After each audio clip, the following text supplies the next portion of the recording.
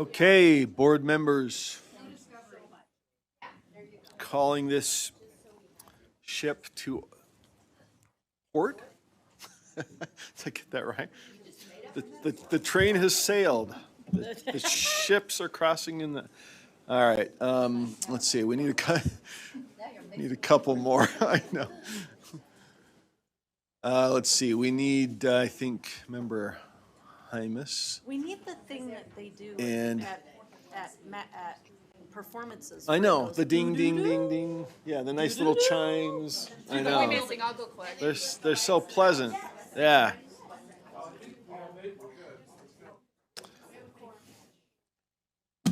Have a quorum?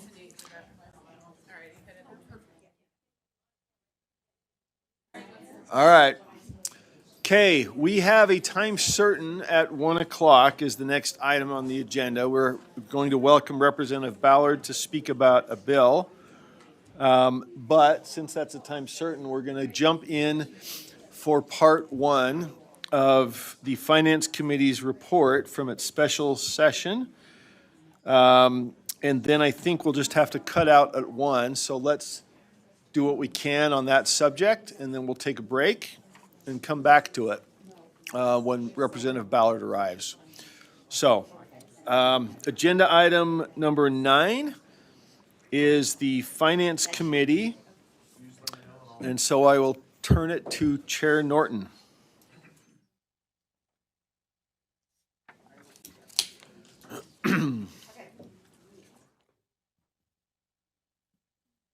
And so as not to confuse anyone, this is the May 22nd version of Finance Committee. Excuse me. Okay? All right.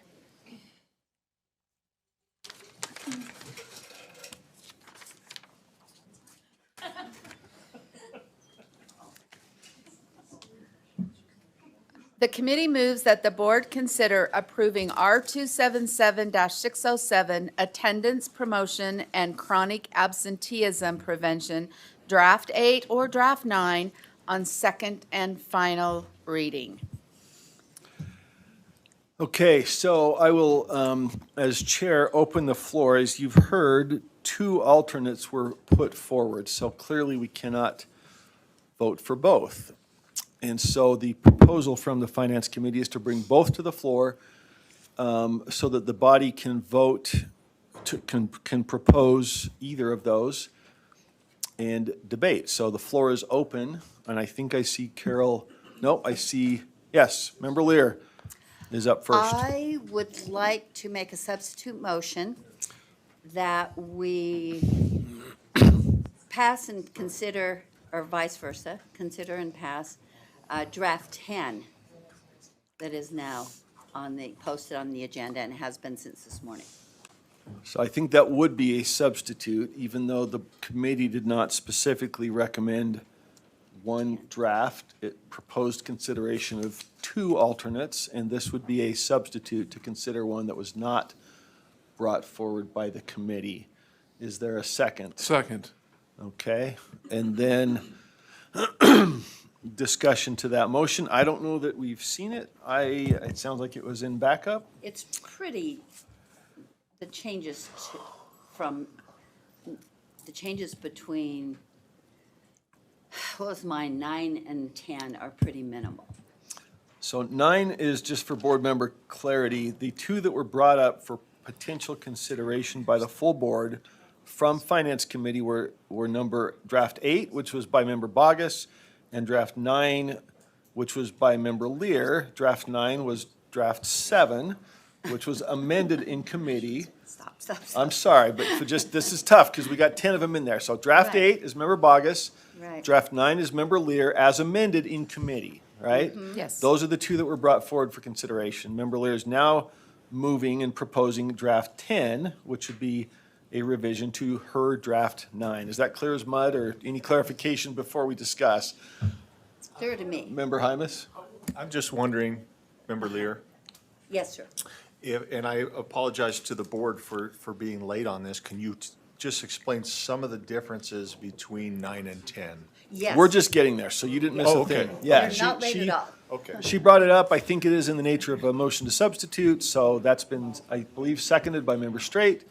Back to you, Member Lear, to explain version 10. The changes to, from nine, between 9 and 10, and right now, I won't belabor the changes between 7 and 9, I'll just talk about the changes between 9 and 10. And I also would like to reserve the right to make an amendment to draft 10, based on a comment that came up in public comment. So, the changes. I talked to Member Hymas about his concerns about, and I think some others shared this, about being too prescriptive for LEAs who wanted to work on absenteeism, but they wanted to do it in their own way. And one of the things that was quite prescriptive was the review of a variety of data. Oh, I just wanted you to know, yeah, they're separated out there as well. Oh, thank you. But it's all Okay. included in draft board, okay. then they can see. So, there you go, Matt, that's one way of doing it. And essentially, I took the 3 times that there was a specific timeline and changed it to regularly, so that LEAs would review that. I did leave in something because the many articles I read about this yesterday stressed that if a school system wants to work on their attendance issues, one of the mistakes they make is being the ambulance at the bottom of the cliff, that they're better served to regularly review what they're learning about their situation. So I did leave in the regularly, but strike the exact time period. The other thing I added, and this was, the draft 9 had always said there must be an appeals process. I think that was a misunderstanding by some, that it wasn't in draft 9. There always had been one. I thought it was more parent-friendly to give some minimum standards for an appeals process. That might be more parent-friendly, less LEA-friendly, but I thought putting some very minimal standards for an appeals process might be helpful and might be especially helpful for parents. I think those are the only changes between 9 and 10. There's, again, I have a motion I'd like to make myself to make an amendment, but I don't know if that comes next or when that comes. Well, let's hear discussion. If there are other lights, I don't see, well, I see Member Bogus. Oh, no, I'm sorry, let me look to my, Norton. So right now, then we Bogus. have a substitute motion on the floor. Let me get clarification from Sybil, if I could. The motion from the committee was that the board consider 2 options, 8 or 9. The motion was not to recommend either of those, but to present them for consideration. Member Lear's motion is to move forward version 10. Is that a substitute motion to the committee's motion to consider the other 2? Or is it a new motion? What's the difference between consider and move forward? Well, move forward is to bring it to the board. I guess those would be, as opposed to recommend that the board approve it. Well, if you're Not necessarily, because you can't approve Well, both. You're submitting both of them to the floor for recommendation. My only question is procedurally, whether that's a substitute, a motion to substitute, or whether that is a new motion. Yeah, I'm sorry to get us held up here, but I don't want to run afoul if we have other I didn't amendments want and you to such. perseverate about consider. What I meant to say is vote on it. Yes, to accept it. yours is clearly to vote on Okay. it for number 10. The other one was just to consider 2 of them. So is hers in the nature of a substitute or just a new motion? What do you say? I would say Angie Stallings, Deputy Superintendent of Policy, since the original motion out of the committee wasn't really a motion to approve a draft, I believe you could treat, and Brian, now that you appeared, I'll let you correct me if I'm wrong, we could treat Board Member Lear's motion as an original motion. So it would just be Board Member Heads are Lear's nodding. motion. Okay, thank you. Sorry for the diversion, but let's get it procedurally right. So what the, correct. See, and that's why I asked. I just want to make sure that we know what the baseline is. So the motion brought out of committee was to consider. Member Lears is the first motion to actually approve and ask us to vote for Okay. an amendment. So that is the new motion. It's version 10, and the floor is open for discussion on And I ask you again, do you want me that to make motion. my proposed amendment first, or, I think we had a light, but we could go back. okay? Did Chair Norton, did you have, or was that No, light? no, for- Okay, no, my so light back was to you, ju- Member I'll- Lear. Okay. Okay. The amendment I'd like to make was in response to the Libertas comment today. And I'd heard a variation of this yesterday from Mr. John England. So I hear what he's saying, and I would like to make this motion, and then I'll speak to it. At the end of, let me come back to at the end of line,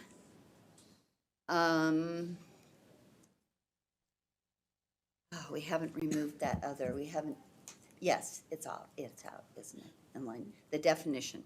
One other change, Member Hymas, to draft 10 is because punitive action has been crossed out of the rule as a definition, it's no longer needed. So punitive action is deleted also. But the amendment now, coming back to that, at the end of line 37, we would add, let me see if I can find it.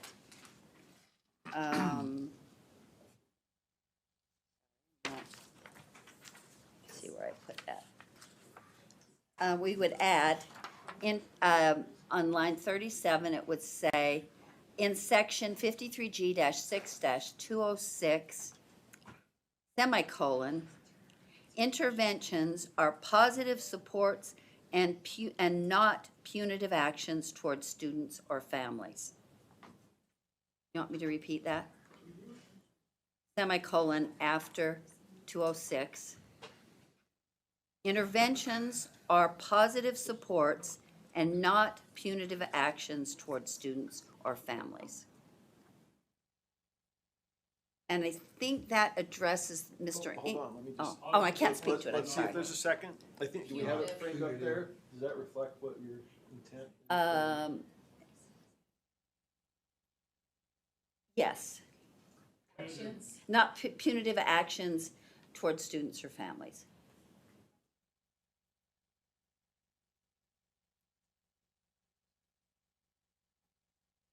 And actually, I was just, I don't know if I would say in accordance with, only because, and I don't know off the top of my head if that's the way they're described in that section.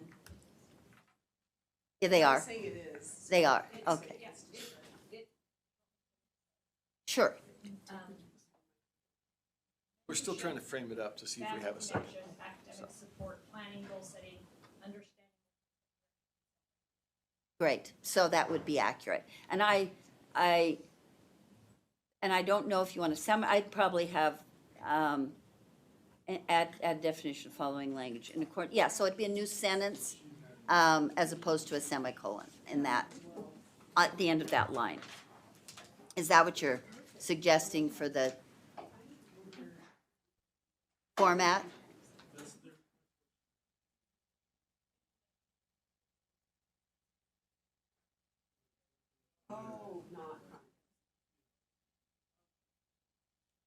So we're still okay? Okay, all right, so that would be my proposed That amendment, states it accurately? Okay. to I'll second address the that. concern from this morning, and I'll speak more to that when Okay, you we ask have me a to. second from Member Straight. Back to you to speak to the motion. Okay, in response, to add to this discussion,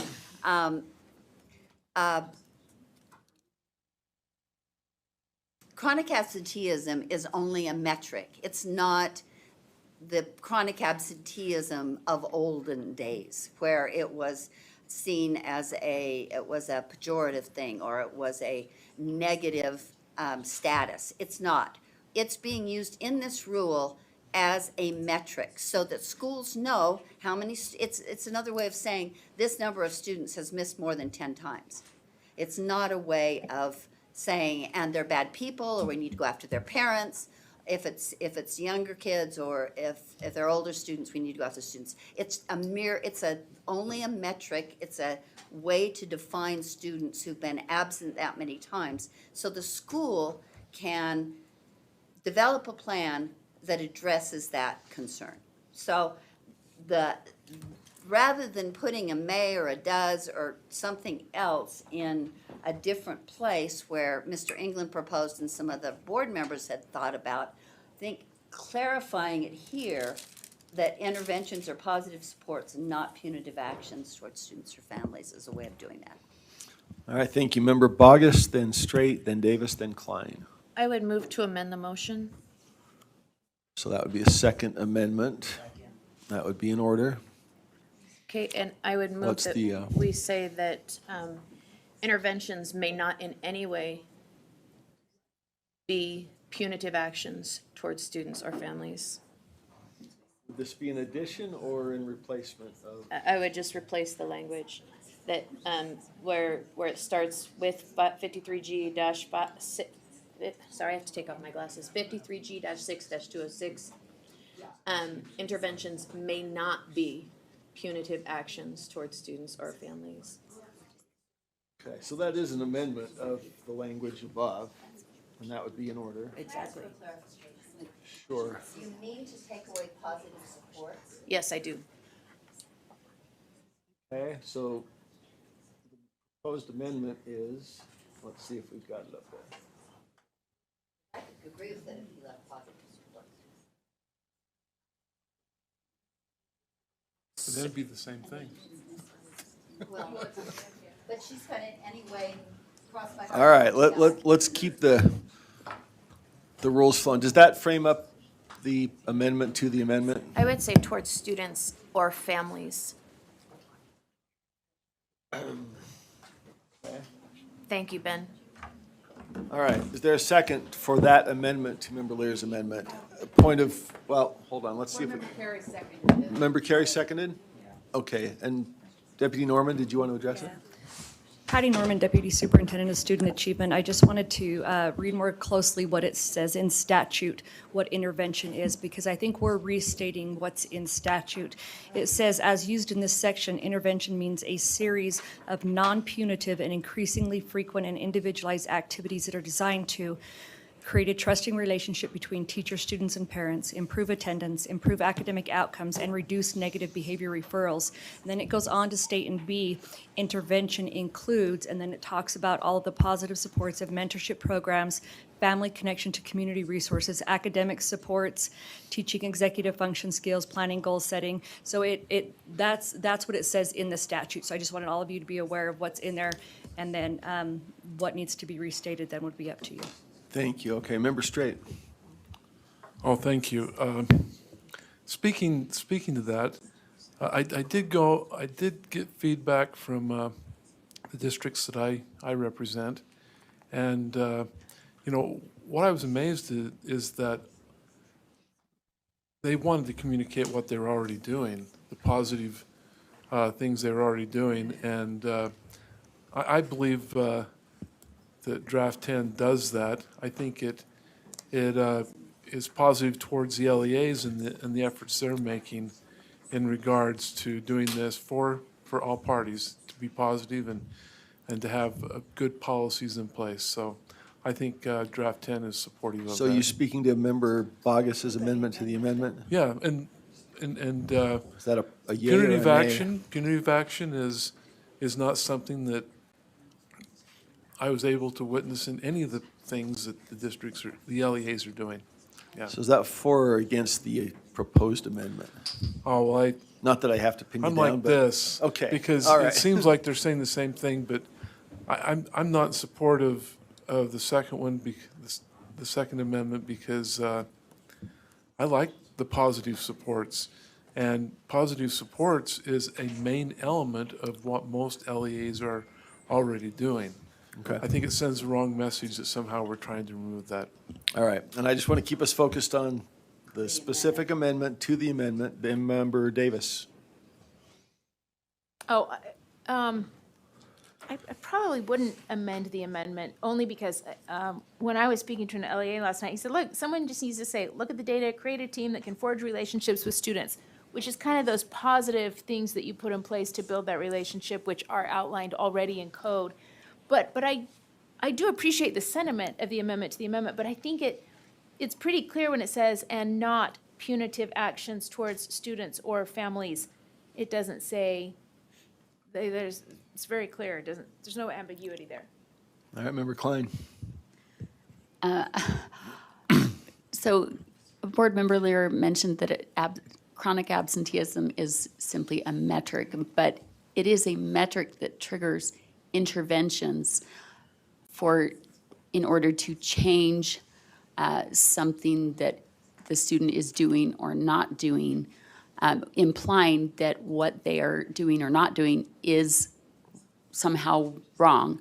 And while that may be the case, it may not be the case. If a student is chronically ill, they didn't do anything wrong, and all the interventions are not going to fix the underlying problem, and the student and the parent don't have the option to opt out of those interventions.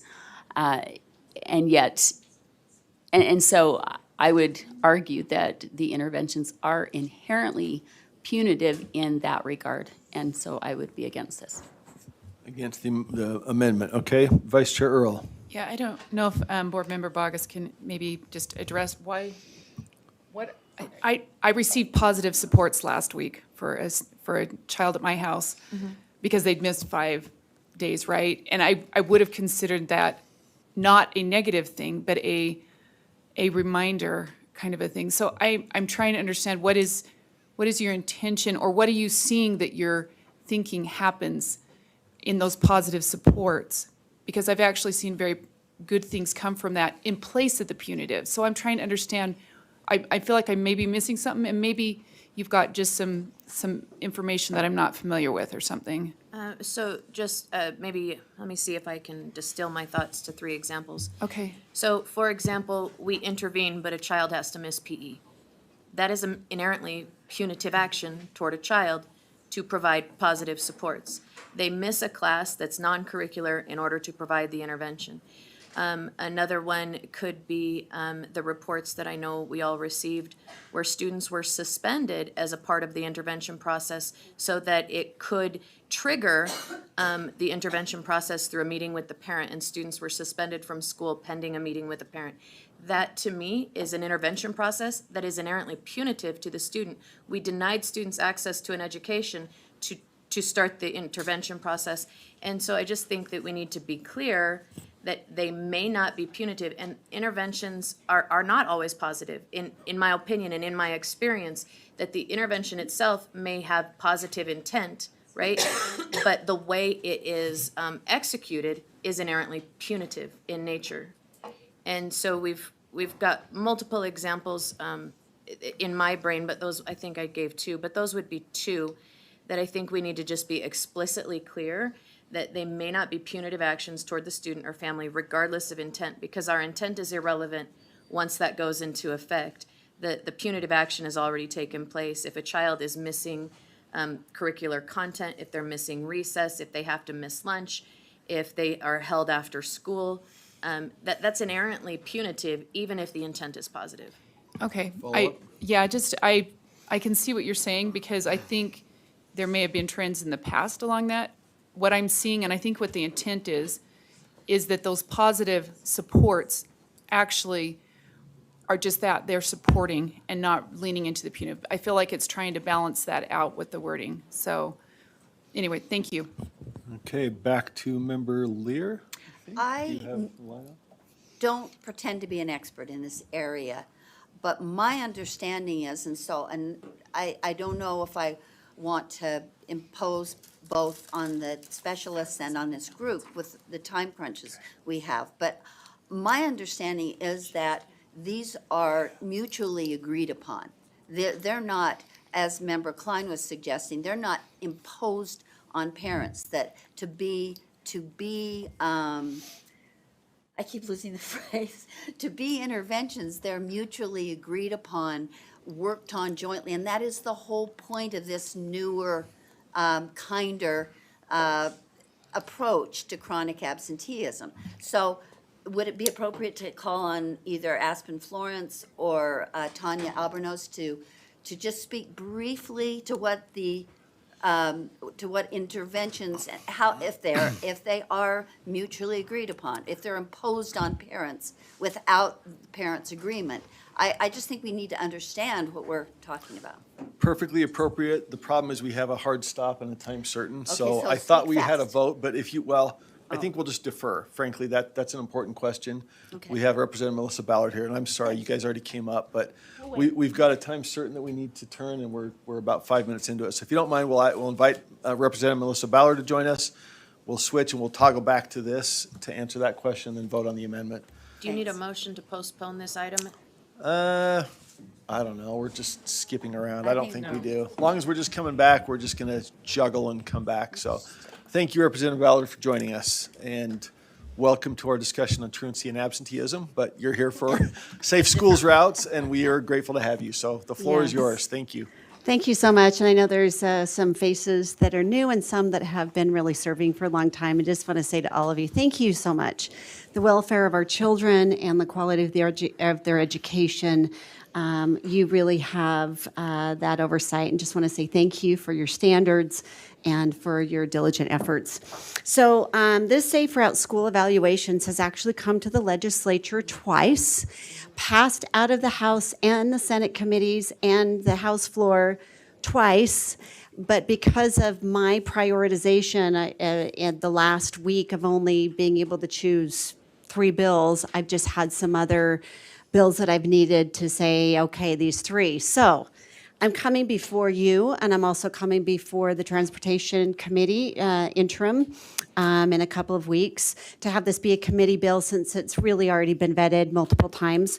But this last session, we did add, I think, an important word that makes it really helpful for school districts. And I just want to mention there are 3 major players that we've had. We've had Life Elder from UDOT, who has been involved from the onset. UDOT has been great. Justin Lee and Cameron Deal from League of Cities and Towns.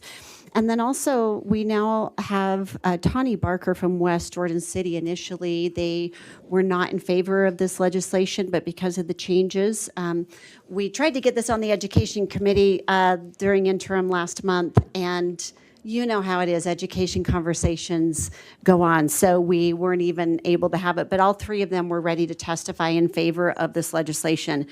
So right now, it is already in code, and I'm looking at 53G-4-402, and you should have the language of the bill. And what's online is great, but I also have a couple of amendments that you want to make sure that is included on there. So as I'm looking at the new version that I sent to Chair Moss. I don't know if it's possible to pull that up. It might be easier to refer to, or if you want me to quickly email it to somebody. Let's see. I assume that went to Angie, right? Do you have that? Just have. Okay. I'm sorry, I thought that was copied to. What was the code number again? Let me just send this for a second. Okay. 402. Send it to you? Do you want an email or a text? Yeah.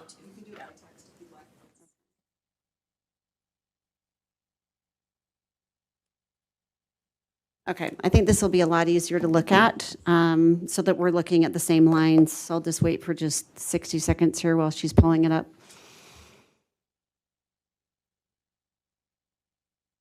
While we're waiting, can I have a moment of privilege? Sure. I just want to say thank you to Representative Ballard. I wrote her an email and told her this, but during the legislative session, she consistently came to us with advice and inquiry and, thoughts, and was always upfront about everything that she was running. And I just so appreciate that. So thank you, Representative Ballard. Thank you. Thank you. Thank you.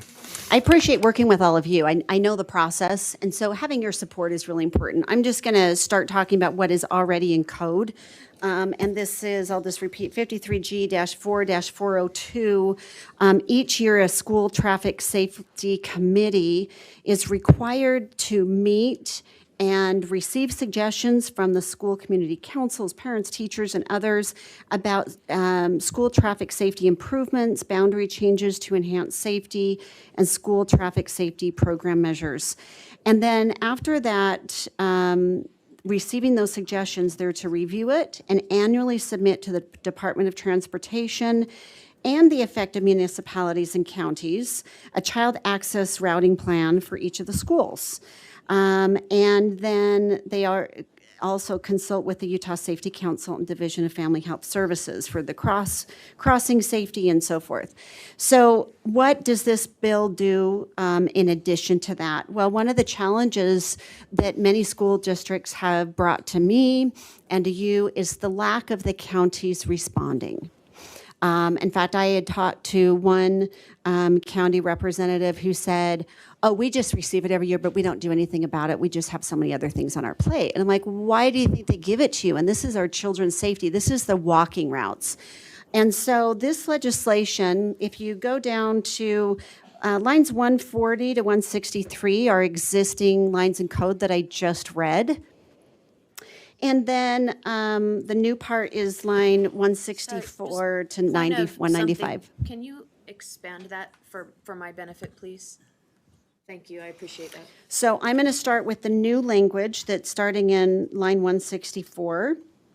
So those school traffic safety committees, line 166, will annually submit a child route access plan to the Department of Transportation, which they already do, and to the municipal, county, or highway authority, which they already do, to ensure that the child routing plan complies with the subsection. And so here's the new part. On line 172, this will include priority recommendations. I think it is overwhelming for a county to receive 100 things, this is what we want you to do. But for that safe route committee to say, here's really our priorities that you want to pay attention to, it's a lot easier as we go down to line 176 of what the municipal or county highway authority shall do. They have to evaluate those priority recommendations and respond within 60 calendar days upon receiving it. And then they need to provide feedback. So having the child access route plan to include improvements that the county or municipal highway are going to make or not make, and what they have prioritized. So I think 185 is where it's really important. Actually, 182, I just want to emphasize the word prioritized for the following year. That's important. And then also line 185, that Department of Transportation may review them. And one reason why I had them part of this legislation is because they want cities and counties to submit the routes that apply to them especially. And they really are good about giving feedback to say, hey, if you do these 3 things, then you'll be ready to make those improvements. And so they already have a process, and they want the cities and municipalities to actually apply to them because the legislature has given to UDOT specific funds every single year to make improvements to safe school walking routes for the kids. So we want those counties and municipalities, as they are reporting, for them to be accountable also to UDOT, because a lot of them are not even applying for those funds. And then line 187 requires that nothing in this subsection requires a municipality or a county highway authority to implement the recommendation that the committee makes and submits. So all of this is for them to receive a priority list, and that they actually have to respond to say, we're going to do something, we're not going to do something, because that response is not what is happening in some of the cases. I did talk to one school district representative who said, we literally have almost a full-time person working on that communication on the safe routes and with schools. I believe it was canyons, but not every district takes that effort to do that. So I think it's really important. It does say the committee shall make recommendations to the state board if there's new bus routes that are needed. So this has gone through a lot of eyes. League of Cities and Towns are really wanting it. UDOT was involved in crafting this, and I don't see any cities or municipalities complaining because they're not required to do those things, but at least now they have to respond by saying, we saw your list and thank you for the recommendations. And the prioritized list, I hope, will help facilitate getting action done. So that's the legislation. I would love your board to approve it, put it on your list, whatever it is you need to do, because it will go to transportation, our next interim meeting, and I would love your support. So Thank you very much, Representative Ballard. And we'll have an opportunity to bring this up for a vote a little bit later today. But while Representative Ballard's here, questions, comments? Member Lear? Oh, then- and I had my name already there, but I'd love to make a comment if that's okay. Please. I live in a community where there was an unfortunate accident and a little girl 12-year-old was killed in the crosswalks. And it was tragic, and I went to a meeting soon after that where a gentleman came from the city, it must have been. His job was to then interact with a community council, and there was many more people in a community council. I was really disappointed that when he said, well, I hear your pain, I feel your pain, I see what you're saying, but I can't tell you what's going to happen. And it made the whole meeting really unsatisfactory, and I think they could have lived with it if he'd said, we don't have it in the budget this year, and I'm just making this up, or something else. But instead, it was just, I can't tell you, there's nothing I can do. And so I think at least requiring the municipality to interact with the schools, whatever group it is at schools that's doing this, is a really, I hope it's a forceful thing, but I think it would have brought that community a lot more satisfaction and that we were being listened to than just, sorry, I don't know. Thank you. Member Bogus? Oh, no, sir, sorry. Member Vice Chair Earl? Yeah, so I'm not understanding the F part here. They're bringing their routes to us and we're approving those? Help clarify that. You mean the improved bus routes? Which they already do, but this is in a response to safe routes. I can give you an example, if you want an example. I live, one of the cities I represent is Woods Cross, and there's a particular neighborhood, it's actually Senator Weiler's neighborhood. Those kids, according to the safe route, are supposed to pass a refinery, go over train tracks, go under I-15, and across Highway 89 before getting to the junior high. If they actually walk a safer route, it's more than the 2-mile radius. So the school has just said, we're doing this, right? And so this is an option to say, we would recommend, it's a recommendation, it's not a requirement, to say, we'd recommend a new bus route for just this area because it's just almost impossible to make it safe for those kids through those areas. So they are recommendations for you to know, since you have your transportation committee that oversees these things. Again, this is really facilitating the communication of where it needs to go for consideration. All right, I guess because I've never approved those, I'm just curious on that, how that works. I don't know if our transportation person is here. I guess someone help me maybe from staff. Scott, Deputy Jones, I guess. Yeah, if you can part of the help us. question This is all new to me. Yeah, board or staff By that, saying the state board approves it, staff.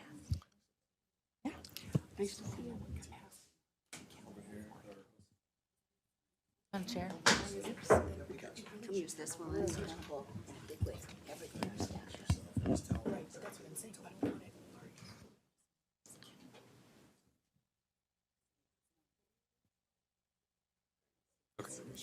I'm Ron Litchfield. I'm the Pupil Transportation Specialist for the State Board of Education. And kind of talking about what routes we approve, we have a transportation formula that actually goes through each route, and if they meet the minimum requirements, those routes are funded. One of the, I guess, challenges is that we have with some of these hazardous routes, we have students that are ineligible for transportation under state law. They're closer than the 1.5 miles or 2 miles to the school, and that's part of our formula. And so one of the things that I think this bill does is it helps us identify how many routes that are hazardous are being looked at and requested for funding. So it's more of a data collection. I think there's still some, would need some additional work to provide funding for ineligible students to get a bus route, depending on the district. We do have a few pieces in place to pick up students in hazardous places, hazardous conditions on the route to school, and our districts are funding many routes with their own general funds that they have considered hazardous. So let me clarify then. So if we are providing funding for certain routes, I'm just trying to make sure I understand this. Sorry, this is new to me. With all the moving parts we have here, is that the case? Yeah, when those routes meet the criteria, so we have minimum ridership requirements, we're making sure we have enough eligible students to meet those minimum ridership requirements. Okay. That's what I wanted to know. Thank you. Member Klein. So on the safe routes, it's specifically for the cities to figure out the bus transportation routes, right? This is not about students that and families that choose how they get to school. They're not being limited to a certain route to get there. If I understand your question right, this is not city buses. This is the school buses. School buses, yes. Right. It doesn't prevent anybody from getting to the school on their own. This is just evaluating safe routes. And I think that's, when you talk about data collection, that's what's been missing in the past, is being able to have muscle to say, this is why this isn't working and why we're requesting a bus. And I really appreciate Ron being here to help validate that. Okay, so do we have a copy, or could we get a copy of the criteria that it has to meet? That would be great. Yeah, I can provide that to the board. Thank you, Ron. Member Norton. No. Yeah. One of the things that I was so grateful to hear in this, and I hope it gets underlined and bolded, is that it has to be yearly. Both because our cities are changing, the growth, the transportation, some places that used to have a lot of kids don't, and and their school boundaries are changing. Other areas are growing, and the field that used to be there no longer is, and now it's a busy road. So I think have this be something that is required every single year is so critical, and I appreciate you having the foresight to make sure that was included. Thank you, Member Bogus. Did I skip you? No, sir. Okay. Vice Chair Hart. Yes, so I'm familiar with this. Obviously, as a school principal, we have to do our safe walking routes every year as part of SCC.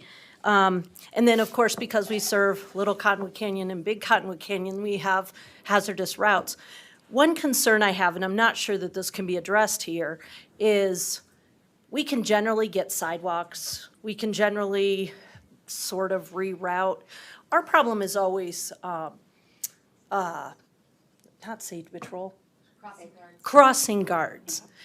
People do not want to put up the money for crossing guards. And so, unfortunately, almost every four-way stop becomes hazardous.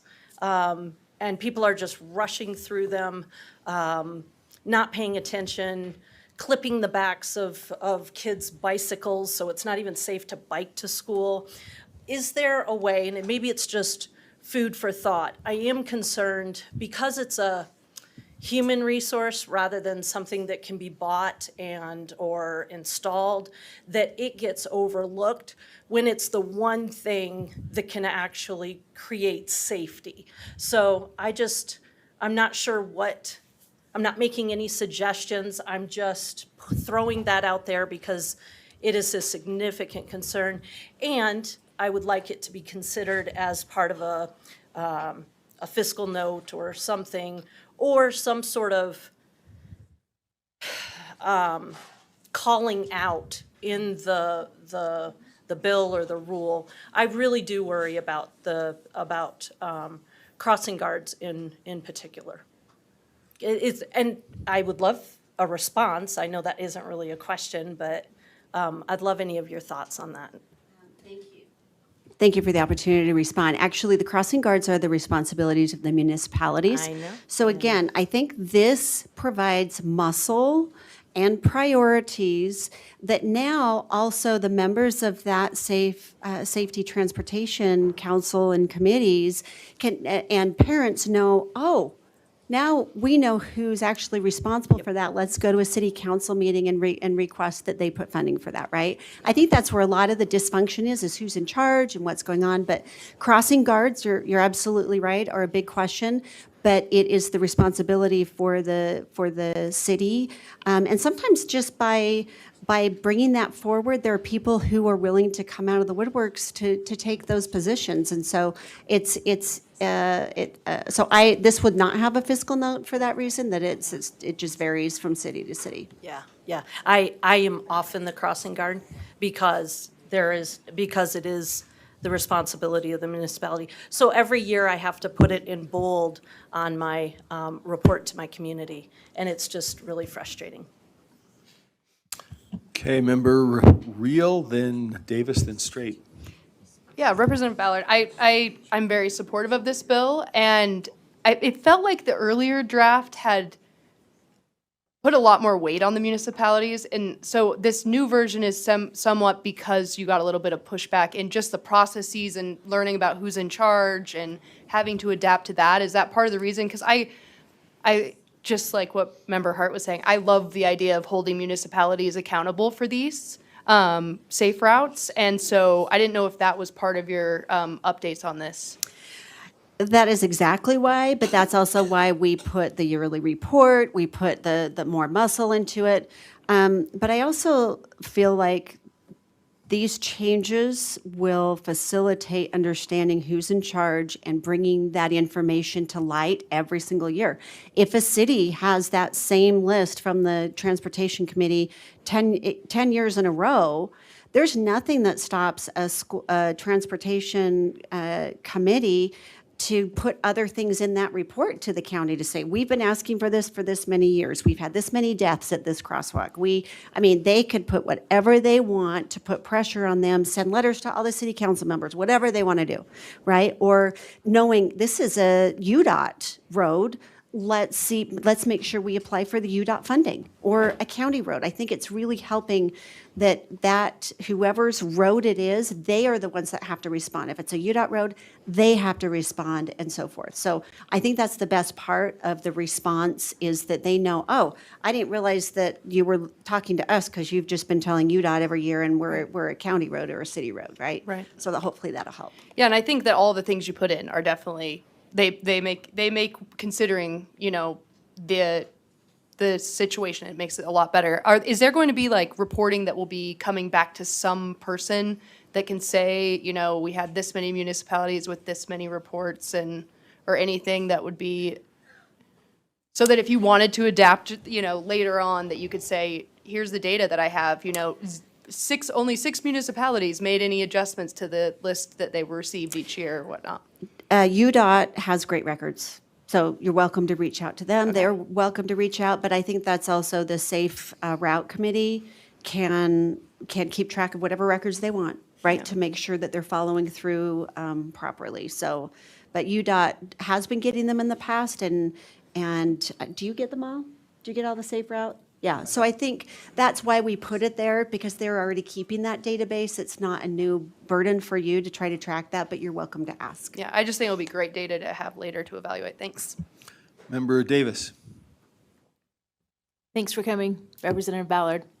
And I will say to Vice Chair Hart that even when I put it in writing, ironically, as a principal, the most complaints about anything I got every year were about the crossing guards. I was like, I don't hire them, I don't supervise them, but I'll try to help where I can. This is actually a question for our folks. We recently, it seems like, passed a rule about busing efficiency and kind of changing some of those efficiency metrics. Is anything in that rule conflicting with this proposed code, or do they kind of work? Are they symbiotic? No, so one of the changes we had was we had an efficiency measure within our transportation funding formula, and during last legislative session, there was a cap placed, or the prior legislative session, there was a cap placed on funding districts, and so we lost the efficiency.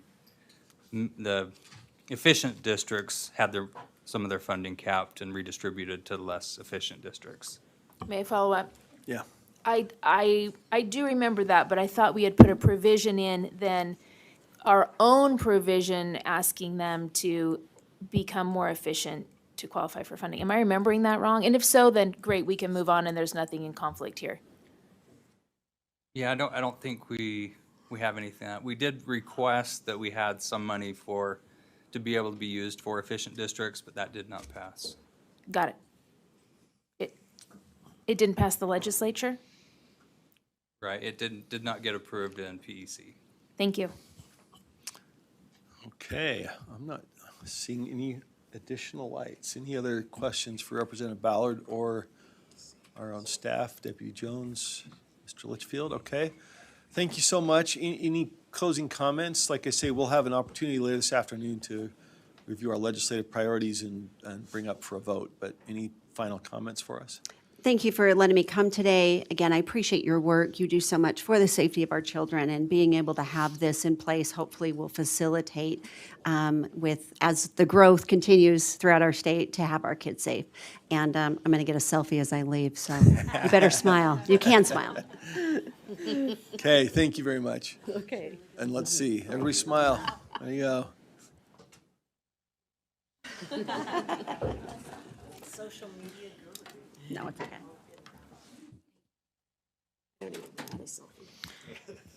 All right, thank you very much. And with that, we will toggle back to our discussion of action item 9.2.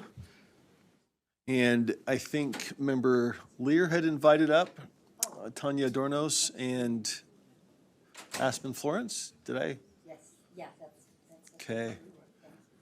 Let's proceed. And board members, if you recall, we had let's see, which amendment was pending? I think we had Member Bogus's amendment to Member Lear's amendment. Still was pending, right? So keep in mind, we're trying to direct our questions in the immediate future here to that amendment. And depending on how that goes, we'll come back to something else. So go ahead, Member Lear. Did you guys already know what you were being asked to respond to? Or could be helpful. I was asking for a brief expert's explanation of interventions. Specifically, are they collaborative with the parent? Or are they forced on parents or families? Or is it something that the parents and the school people work on jointly? And to member somebody's point, somebody was concerned that these were that unwanted by a parent, and how's that handled? Excellent, yeah, perfect, thank you. Aspen Florence, prevention specialist in the area of attendance. So there, actually, within the rule and then also within practice, there's several different pieces in there. So the statute does kind of define what attendance interventions are, and interventions are meant to be a support. Chronic absenteeism triggers, it's a data point that triggers a thought process around if an intervention is needed or not. So it may or may not result in an intervention if we look at that data piece and indicate that the student is academically successful, they're doing well.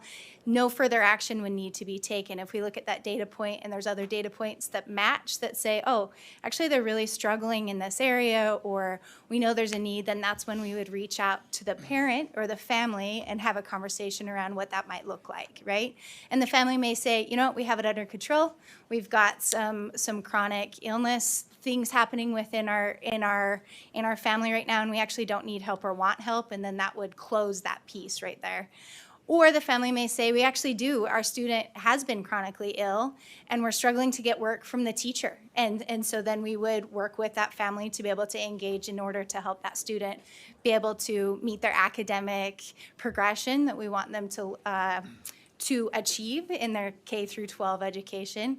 I do think it's important to kind of differentiate between what a support looks like, what an intervention looks like, and what a consequence looks like. And those are three different things that are kind of outlined in the rule.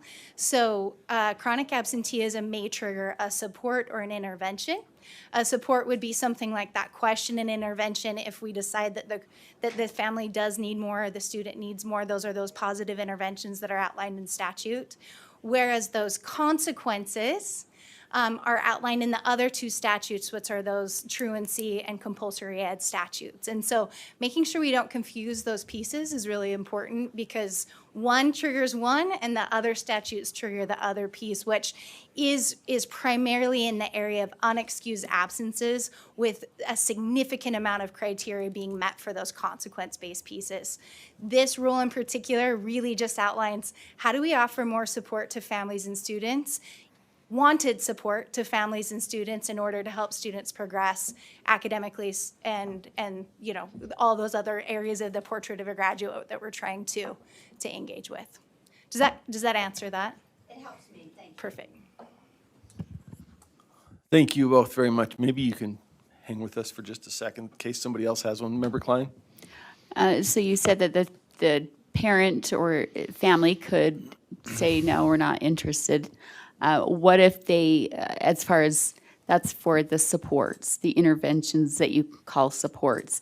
What about if it's, maybe they are struggling, the student's struggling in an academic area, and so more intense interventions or supports are recommended by the school. Do the parents or students still have the option to refrain from participating in those interventions or supports? So I'm going to be careful to speak to what the criteria is for academic intervention and their ability to opt in or opt out of an academic intervention. And I would leave that up to a specialist that's in that area and that rule and statute. Attendance in particular, the attendance interventions that are listed within the statute and then we're speaking about in the rule, those are opt-in or opt-out, meaning that a parent can easily say, no, I don't want my student to be part of goal setting, or I don't want my student to engage in some of these regulation interventions. That's not something that would ever be forced upon a student or a family in that space.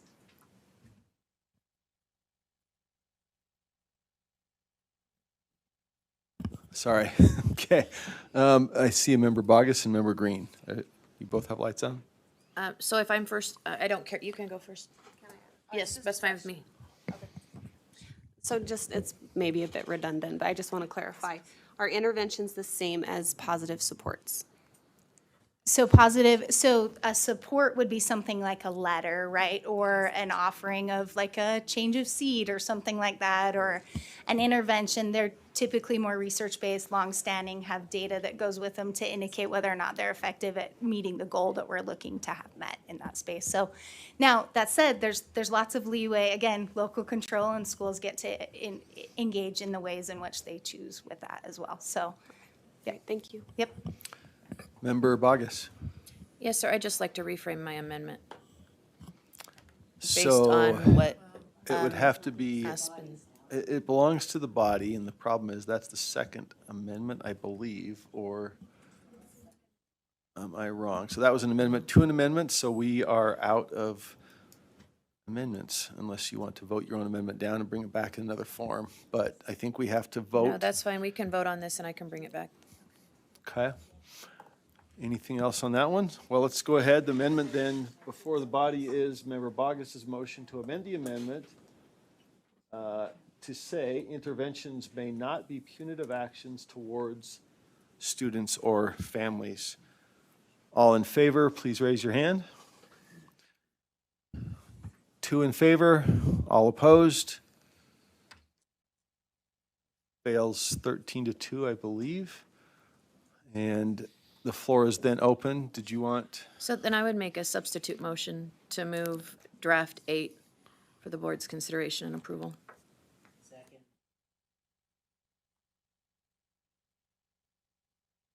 Okay, so we have a motion, an amendment, and a motion to substitute that would bring draft 8 before the body. I believe that's in order, unless somebody tells me I'm wrong. Well, there's an amendment to an amendment. There's a motion. Maybe a substitute? I think you can bring, well, let's defer. Well, I did say that. Yeah, I know. We created a monster. We created a monster. No, I appreciate, I think it's in order, but I will defer to Sybil. We have an amendment to a motion pending, and then we have a motion to substitute.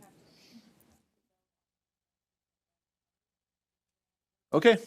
Oh, I thought the failure put us back to the original There was motion. 2 amendments. Yours was an amendment to an amendment. I apologize. Okay, so the motion substitute can only go to the underlying motion. So we do have a motion to amend pending then, and that would be Member Lear's motion to amend her own draft 10, that the board amended the definition of an intervention to include the following language in accordance with 53G 6206. Interventions are positive supports and not punitive actions towards students or families. Any further discussion to that motion? If not, all in favor, please raise your hands.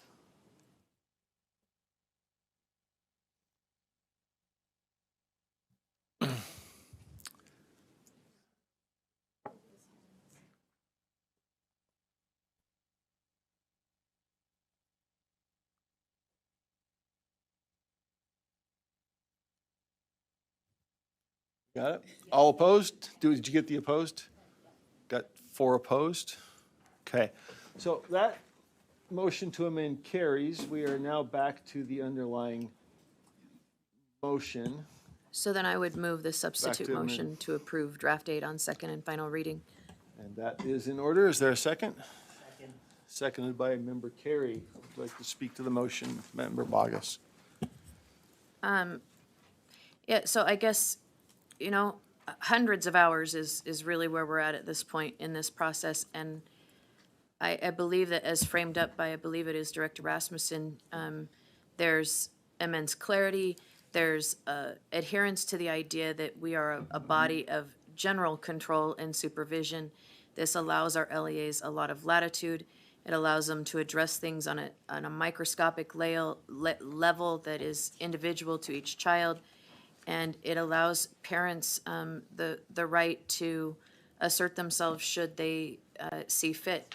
It's been a very collaborative process with my LEAs, with my peers here on the board, and I think it encompasses what we're trying to accomplish. Thank you. Okay, further discussion to that motion, Member Lear. I didn't ever speak to what I like better about about draft 10 than draft 8. So if that's okay, I'll do that. You can address Which 8, is, and I suppose you could compare which it I'll say, to. where I think the Let's focus limitations are on- in 8. Let me put it that Perfect, way. thank I'll you. phrase it that way. That's, I think it's important to note that this uses only the language of LEA and doesn't provide schools the opportunities to work on procedures. And every one of the LEAs that I talked to secondhand said we would like our schools to have we would like it clear that our schools have some flexibility so that what might happen on the west side of Granite might be different on the east side of Granite. Same with Salt Lake. I heard that similar concerns from actually secondhand from Jordan. There were some concerns about differences in schools. So I think that's an important piece that's not in this particular draft. I also think it's important to have the clarification about students with IEPs, that there are different rules about attendance and serving those students, and I think it's important to note in the rule itself, and those are not in draft 8.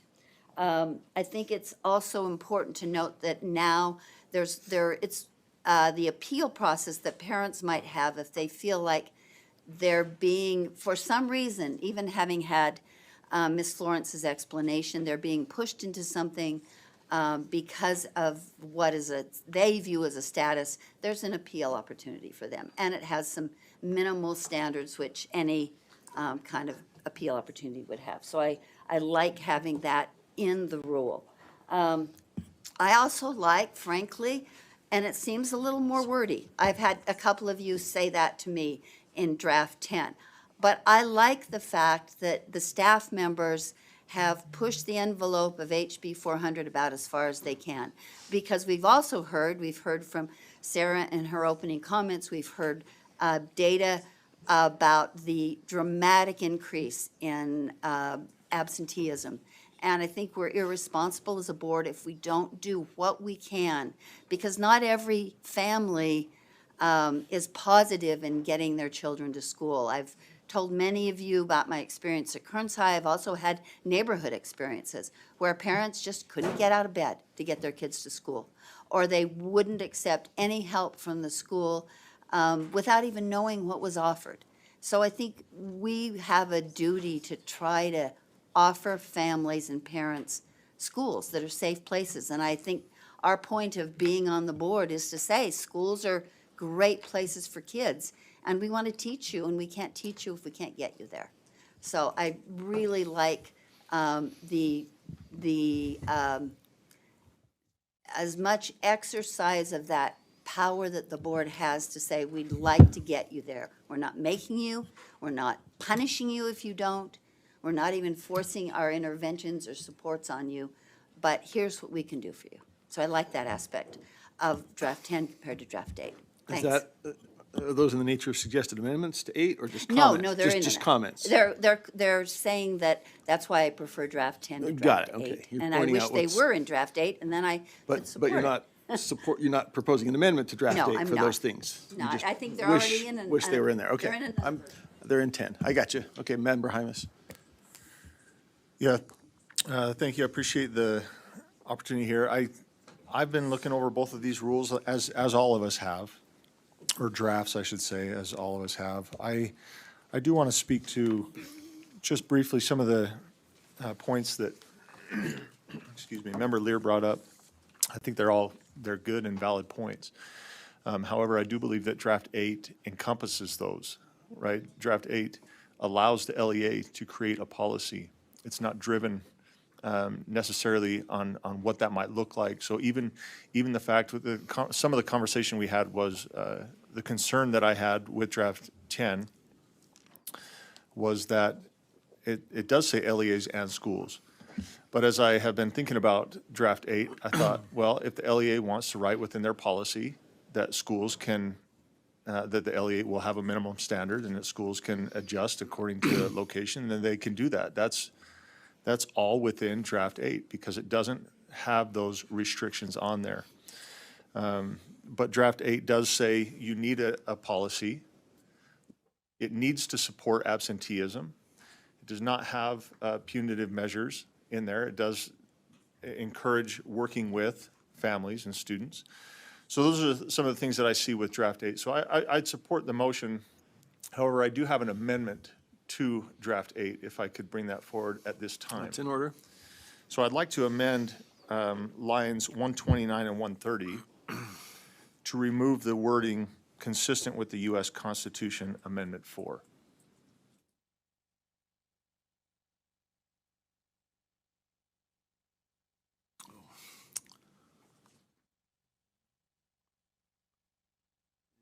That up on the, 129 and 130 of draft 8.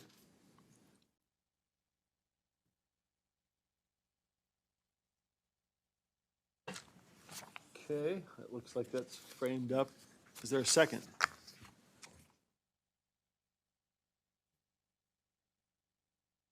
Seconded, Member Davis. Discussion to the proposed Yeah, amendment. regardless of if this passes or not, draft 8 goes through or not. If it does go through, I think that this wording is unnecessary. I don't know, I don't remember any other rules citing the U.S. Constitution. Some have expressed concern that it's, I don't want to use the word intimidating, but it just seems unnecessary. I think the rule still stands without it. So again, regardless of if draft 8 goes through or not, I'd propose to remove this. Okay, Member Bogus? Lie on for that? Oh, no, Member Lear, I'm sorry. Member Lear first, then Member Bogus. I just had a question for, because this language comes from draft 8, I just had a question for the Member Bogus. I'll try and forget, I'll try and remember who you are. I know your name, but I didn't want to. It's okay, I do it too. Anyway, so I just wondered what you felt like, because that's not anything I had seen in any draft. So I was interested in what you thought that added. Well, in particular, if you look at the lines that surround it, it really is about the appeals process, and that the appeals process should be consistent with the Fourth Amendment. For example, intrusive questions that could violate HIPAA, or that would violate HIPAA, intrusive questions about medical things, requiring a doctor's note, things like compelled home visits. I think if we are in an appeals process, when a notice of truancy and a notice of compulsory ed have been issued, we need to ensure that the civil rights of our families are honored by the school. And that's where that came from, is that this is an appeals process. It's not on the front end. It's on the back end when we've reached, a certain threshold trigger. And that if we're in an appeals process, we need to honor their civil rights. And just, can I? Sure. Am I forgetting that? I mean, the Fourth Amendment's about search and seizure. Yes. So I just don't understand how that relates to searching a student or a family's home or. So requiring that a government agent enter a home, even if they are an employee of the school, requiring that a government agent enter the home as a part of an appeals process, in my opinion, would be a violation of their civil rights, and requiring that they answer a questionnaire without being subject to a warrant would also be a violation of their civil rights. That's helpful to just know what you're thinking. Thank you. Thank you. Member Davis. Yeah, I would probably speak for this motion because it concerns me to call out an amendment in one rule, and when we start piecemealing that out, it sort of sends a message that the Constitution and its amendments don't underlie everything we do. I mean, all of this is in place, and these rights are in place for all people all the time, and they should be a part of everything we do. And so I'm really concerned about sending a message that, well, it's in this one, but it's not in this one, and and then also I think it does send some messaging to our families that is like pretty intense. Seems like to me the whole search and seizure thing. I don't know. I've never seen a school walk into a house and do a search and seizure. Okay, So Member may I Norton. respond to that? Yes, certainly. Then So Member Norton. The Fourth Amendment encompasses so much more than search and seizure, but it's about entering the home without a warrant, and compelling a home visit as a part of this process would be a violation of the Fourth Amendment. Okay, hold on. Let's keep it to question and response. Let's go to Member Norton. Yes, I would just like to inquire of staff about any consequences with this law for our schools. Yeah, so if we were to adopt draft 8, and it, again, I want to be clear, there's lots of drafts and there's lots of language, and matching that with all the other statute is tricky, but I believe as we look at this, it does remove a lot of the support that's offered to students around absenteeism and truancy, as well as support that's offered to the schools. And currently, the way that our data is trending is not good. We're on a trend that is showing that students are continuing to miss school, and schools are continuing to try and engage. So if we were to remove the supports that are available to schools and students within the rule, could be seen as a lack of support for schools in that space. Just a follow-up. Sure. Could you just elaborate a tiny bit about that data? Since COVID, we knew COVID was bad. It's getting worse? Yeah, Is that what you're absolutely. saying? Yes, so there's actually a chart that, if we can pull it up, there's a data trend that shows where we're at specifically in the state of Utah. In the past 2 years, we've seen a significant downtrend in student attendance. We're at about 26% of our students that are currently missing 10% or more of the school year.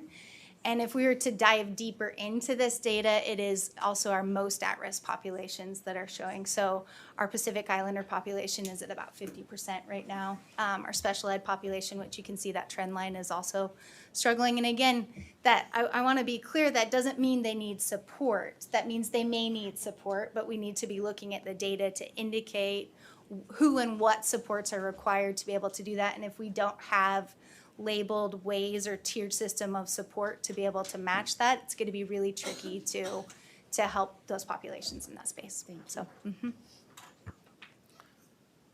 Okay, let's see, we've got I think we got member Bogus, member Carey. Did we cover yours? I have a comment, but I'm happy to wait in line, sir. Okay, member Carey. I'd just like to speak in favor of the motion to amend, and it goes along the lines of what Board Member Davis shared. The Constitution is going to apply whether we say it does or doesn't. If we say the First Amendment applies or it doesn't, it does. I do appreciate the attempt at clarity, but I am concerned that for us to include it in a particular rule, I think it draws undue attention saying, well, there's something special about this rule that requires us to highlight it. And I don't think that's the intent of the inclusion of the language. I would also ask the chair if it would be appropriate, because I am curious, in terms of rule writing and best practice, we have an expert on staff, Deputy Stallings, and I would be curious to know if best practices with rule writing would lean one way or the other in terms of the inclusion of that language. Deputy Stallings? If I'm allowed to put her on the spot. If not, then that's fine. She lives for that.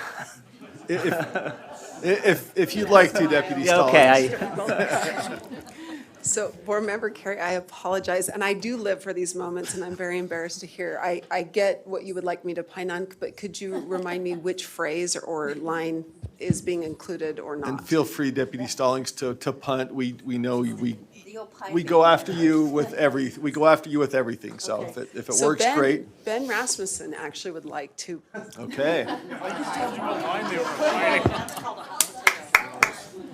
Nice pass. I think our general Good practice pass. would be to not include that reference to the Constitution, because I think it would be consistent with what Board Member Davis said, that underlies all of our rules. And it's my understanding as a general rule writing practice, less is generally more. And this would just be redundant to the extent that it underlies all of our actions. Would that be correct? I think that's a fair statement. May I add, I think to what you're saying, Board Member Carey, about less is more, we generally try not to restate code, especially the Constitution, because oftentimes constitutional provisions are subject to court precedent and interpretation. And so we try to create the law in board rules, but not necessarily interpret or restate. Thank you, and thank you, Chair. Thank you, Member Hymas. I'm gonna use a placeholder. Sorry, staff had a comment, but it was speaking to the draft, not the motion. So I'm gonna wait till the motion passes or fails, and then I'll be in queue if I could. Gotcha, okay. Member Klein, is this to the motion, to the amendment? This is a question for staff, but not to this. Does it go to this? No? Okay. Any discussion or question to Member Hymas's motion? I see Klein, Earl, and Davis. None of those go to this particular motion? Okay. Okay, well, seeing no further lights, I'll just say sometimes these are good reminders, and so I'm not opposed to the language. Let's start with the bottom on this one. The motion then is to remove from lines 129 to 30, consistent with the U.S. Constitution, Amendment 4. Member Wood? Yes. Member Straight? Yes. Member Reel? Yes. Member Norton? Yes. Member Lear? Yes. Member Carey? Yes. Member Hymas? Yes. Vice Chair Hart? Yes. Member Green? No. Vice Chair Earl? Yes. Member Davis? Yes. Member Klein? No. Member Booth? Yes. Member Bogus? No. And Member Moss is a no. That motion passes with 5 Noes, maybe? There were 4. 4 noes. Motion passes, so that language is removed. That brings us back to Member Bogus's substitute motion, which is before the body for discussion. And do we have, let's see, we had Member Hymas is in queue and Member Bogus, both of you. Sorry, I don't know which was, Hi, thank you. and Member Klein. Thank you, Chair. So one of the things that was mentioned was that draft 8 removed some of the supports, and I guess my question is, by not giving specific supports, are we saying that we're removing them, right? That's where I get a little bit unclear, because just because we don't mention them doesn't, by name, because there's an right, I mean, we can go on and on and on. By mentioning just a few, doesn't mean does it mean we prefer just those, right? So that's what I'm asking. The point of draft 8, in my opinion, not the main point, but a big selling point, is that it offers LEAs to do what is necessary in their community, in their area of the state, whatever those supports look like. So by putting none, but saying, yeah, we support you in your efforts to curb absenteeism, I guess my question has turned into an argument that I would argue that we are not removing supports. So I answered my own question with that. Thank you, Chair. Beautifully done. All right, Member Klein. So I have a question probably for staff. Based on a comment that was made earlier, it made me think, by Board Member Lear, it sounded to me like there was maybe an implication that interventions could be put on the student body or on a specific student in order to make another child feel safe coming to school that wasn't feeling safe coming because of maybe other students or the environment. Are interventions and supports specific to the child that isn't coming at the intervention and support is directed towards them, not put on the entire student body or on another student or group of students in order to make one student or group of students feel safe attending, that is a group or a student that is currently experiencing some kind of truancy or, I don't want to say chronic absenteeism, but the way that's currently being used, whether it's an excused or an unexcused absence, perhaps it just sounds like the implication is that maybe they're not coming because they're not feeling safe, and it's not that child that needs the interventions, but all the others. Does that make sense? Yeah, I think so. I'll try and answer. So does it work both ways, or is it just one way or the other? Yeah. So interventions and supports are student-specific, meaning that if that student's data indicates and the family also consents to intervention or support, that is when that would occur. That said, it is a school's responsibility to ensure a safe environment in which students are educated. And so if there is places within the school setting that are unsafe for students to be educated, it would be the school's responsibility to ensure that instruction is happening along those lines. Follow up? Sure. How do you define safe or unsafe in any given situation, or does it change? Is it physical safety? Is it psychological safety? Is it how they feel? Is it subjective or objective? Yeah, so I would leave that up currently to what I'm not familiar with the rule or statute that indicates how we're defining those things, so I would be hesitant to speak to that. And I would also say that each individual school setting is probably speaking to what that looks like in their setting, so. So one more follow-up. Sure. Is it possible that interventions and supports could be implemented on a school-wide basis without the consent or knowledge of a student or students in order to accomplish the goal of making the school safe for maybe one individual or group of individuals? So I think this was discussed when we went over the LRBI a couple months ago, right? And so I think that the difference between what tier 1 is for all is instruction, tier 2 and tier 3 are intervention. We would not run a school-wide intervention to make one student feel safe, no. Or group. Or group of students. Or group of students.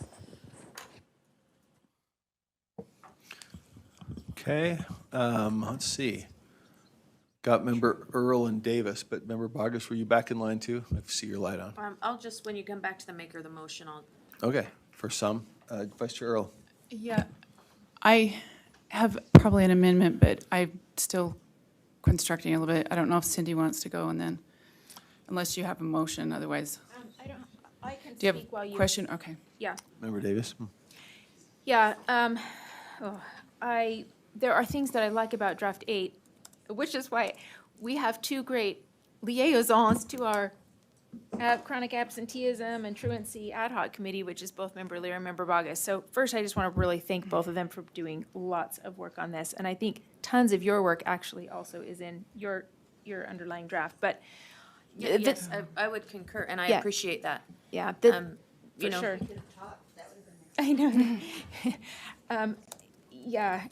So in draft 8, the thing that, and I expressed this to the maker of the motion also, but the thing that I feel is missing in draft 8 is that in the code, we are required, it says, the state board shall adopt rules that require a local board or charter school governing board to enact chronic absenteeism prevention and intervention policies that shall include provisions that reflect the individual schools, school districts, or charter schools' unique needs or circumstances.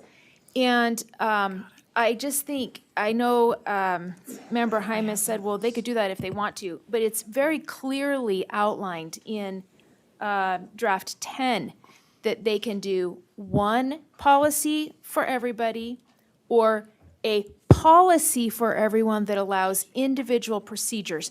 And when I talked to one of our LEAs last night, he said, we need to have flexibility because we need different procedures, senior level, junior high level, and elementary level, and even sometimes among schools, but especially among our alternative schools. He actually asked if we'd call it out in the rule, but I'm just going to say, Chair Moss, that after whatever one passes, I'm going to have another motion to this agenda item, but it's a code request change. So just heads up on that. So I think the flexibility is there more in draft 10, but I also think the language is more closely reflects what we are charged to do, which is to get the interventions and procedures in there, prevention interventions for chronic absenteeism, which is different than school absenteeism. Chronic is regular, consistent. It's not onesie, twosies, this and that. It's a concerted effort for a consistent chronic absenteeism. Hey, back to Vice Chair Earl. I'd like to make an amendment on line 144. It would be inserted after that line. The one we're on.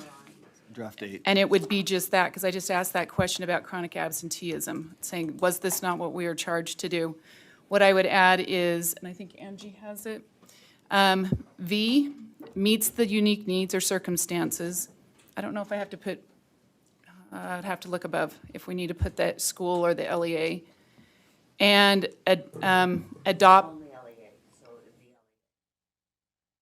Okay, now I'm going to talk to that in a minute, but adopt evidence or research-informed absenteeism and dropout prevention interventions. So it includes those two components that are requested of us of the law. Member Earl, Yes, what line number? Because I have 144. 144, and In draft 8? it does not seem to fit. it does, because in my view, maybe there's somewhere else it goes, but you go back up to where it says, an LEA governing board shall create and review an LEA attendance policy that, and then this would be added as components of that. So it would be these two pieces. 139. And if, maybe there needs to be the word chronic absenteeism inserted there. So, May I, Chair? Yes. So in my meetings with staff, one of the things that they've said repeatedly is that we don't restate code, and I think we heard that today. We don't restate code. And 6 there, the little 6, is actually a restatement of the code. So then. And so yeah. is 5 as well. So the question becomes, where in your document have you addressed these two items? In line 37 or line, sorry, can I use your stuff? Go ahead, get out. So in line, I have that struck, I don't have a 37 here that's, yeah, it's 37 over here, but this is a new. Okay. This is the great work of Director Rasmussen. So it would be in line 127 when it calls out subsection 1A that outlines expectations with language and definitions consistent with, in line 127, subsection 53G-9-8041A. So that language is inherent in the initial language of the draft. okay, thank you. Let me just look real quick. Thank you, I appreciate that, because that's why I was asking about the chronic absenteeism. I couldn't see the wording in there. Yeah, it's just, it cites the code and so it would be inherent with that we're asking them to do Okay, that. thank you. That does cover that. I appreciate it. Thank you. So, and may I speak to something else? So I would withdraw my amendment. And I just, Yes. Go so in the, Wait, was there a second on the amendment? no, it wasn't acknowledged because it wasn't, we were still moving it. Thank you, Member Earl. Yeah, no, thank you. I couldn't see that, so I appreciate that. So in the law itself, when I've gone back and just done a quick look at the laws, it talks about individual schools in there being able to do certain things. I don't think we have to spell that out here. I do like the simplicity of this, yes. If you give me just a second. It's subsection A1, I believe, Member Earl, or Vice Chair Earl. Yeah. So I'm looking at, so 53G 6206, it says 2A, local school board, charter school, governing board, or school district shall make effort to promote regular attendance. I guess it's saying school district. My apologies. Yeah, I thought it was saying schools. It is saying school district. Chair, may I? So, Just a sec, Yep. I'll get, okay, yeah, no, thanks. I was looking at that more as schools. I don't know why we're repeating local school board and then school district too on charter schools, so, okay. Member Bogus has a question. Is that directed to Vice So Chair Earl? I think it's just a comment, so that language would be included then again on that line that we just discussed, where we call out 53G-9-804, subsection 1A in number 1 right there. It says that their policies include provisions that reflect the individual school districts or charter schools' unique needs and circumstances. And there's no prohibition against individual schools enacting certain procedures unique to their student population. We're saying that that there needs to be compliance with the code, and the code allows for that. Okay, Member Klein, and then Member Lear. Withdrawn. Member Lear? I just wanted to speak to that issue a little bit, the issue of LER schools. I don't know if I don't agree that it is, clearly we just read some language that didn't list schools individually, except for charter schools, which are LEAs. So I actually think it provides direction or allowance to school districts, because the code was so clearly saying LEA, HB 400. And I think letting LEAs know that doing this in a way that still kept the LEAs in charge but allowed for procedures, which was Aspen's suggestion, was a good way to signal to LEAs that you could shift some of that responsibility, and probably something they want to do, to the local level. So I think letting them know that affirmatively is helpful. Okay, back to member, let's see. I have Bogus and Davis lights on. Those still left from prior questions? So I would Your move light's on, Cindy. to Were you- amend, Okay. if the body would accept an amendment to accommodate Member Lear and maybe some concerns, just explicitly state in that initial number one, Director Rasmussen, a little 3 there that says, actually, we would probably move the appeal process to 3, and in number 2, say, provides for school-level procedure-making, period. What lines are these, or would they be?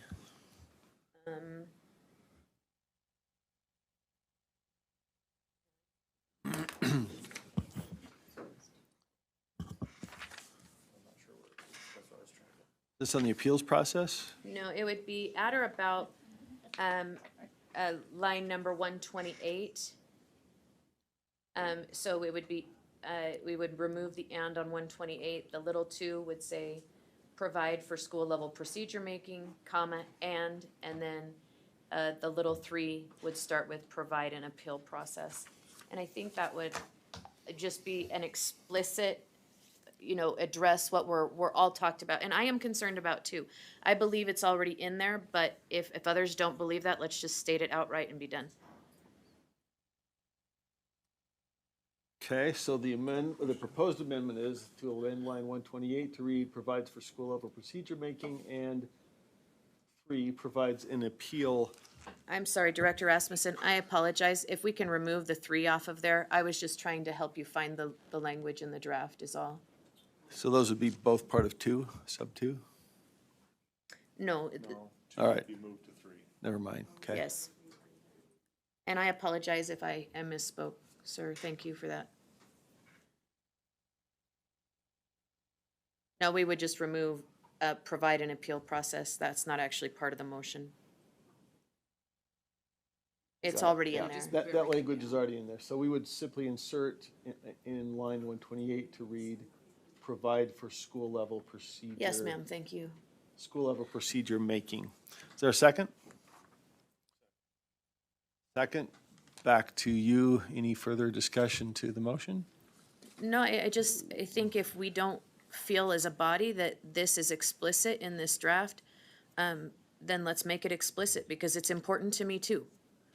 And we need to be explicit for our local schools. They're different, they're unique, and some of them are in the same district and 20 miles away. So we need to be explicit, let's be explicit. Thank you.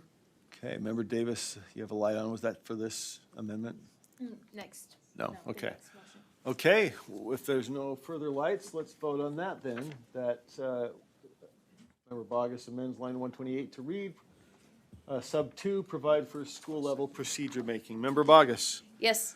Member Booth? Yes. Member Klein? Yes. Member Davis? Yes. Vice Chair Earl? Yes. Member Green? Yes. Vice Chair Hart? Yes. Member Hymus? Yes. Member Carey? Yes. Member Lear? Yes. Member Norton?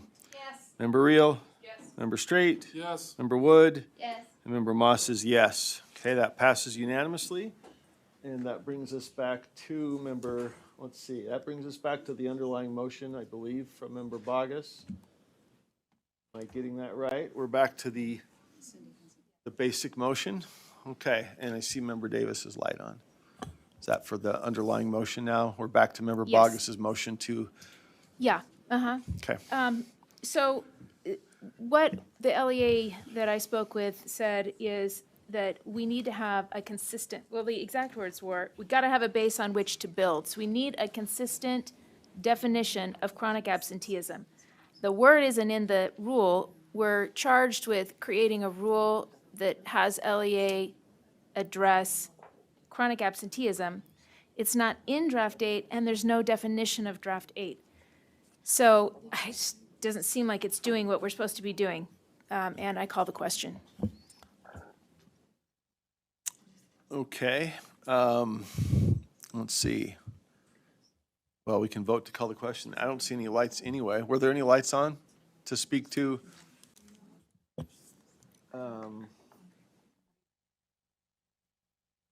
Yes, so we're on the underlying substitute motion that the board approve R-277-607 draft 8 as amended on second and final reading. There's a motion to call the question that would require a second and two-thirds vote, but if there's no other lights, we can simply go to a vote anyway without that preliminary vote. Seeing no lights, let's vote then. Does that make sense? Did you have a light on for this? Sorry, I've You- been speaking a lot and engaging, so I apologize, sir. Okay, if the light was on accidentally, then there's no vote to call because the lights are off and we can simply proceed to a vote. Unless there's Member Norton, in which case we do have to call the question. All right, so you have a light on to speak. So, all right, so the motion is to call the question, motion to previous question, which takes a second and a two-thirds vote, in which case we would skip past any other discussion on the underlying motion, go to a vote. So, do we have a second on the motion to call the question? Second? All right. Where were you saying to start? I'll just go to the bottom. You've been going from the top all day. We're going to get to popsicle sticks one of these days. Okay. Yeah. All right. We should probably do hands. Yeah, I think we can handle that now. We are voting to call the question, right, Okay. for the underlying motion to approve draft 8. So, all in favor of calling the question, which means we skip any further discussion and move to a vote on the underlying amendment to approve draft 8, raise your hands. This is to call the question. Okay. I'm sorry. I got I'm sure it wasn't you.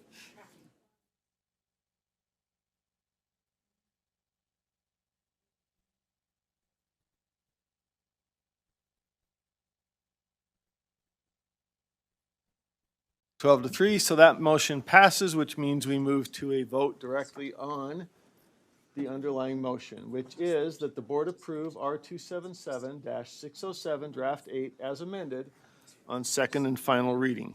And we will go from the bottom. Member Wood. No. Member Straight. No. Member Reel. No. Member Norton. No. Member Lear. No. Member Carey. Yes. Member Hymus. Yes. Vice Chair Hart. Yes. Member Green. Yes. Vice Chair Earl. Yes. Member Davis. No. Member Klein. Yes. Member Booth. No. Member Bogus. Yes. Member Moss is a yes. Where does that put us? 8-7 in favor. That motion passes. Okay.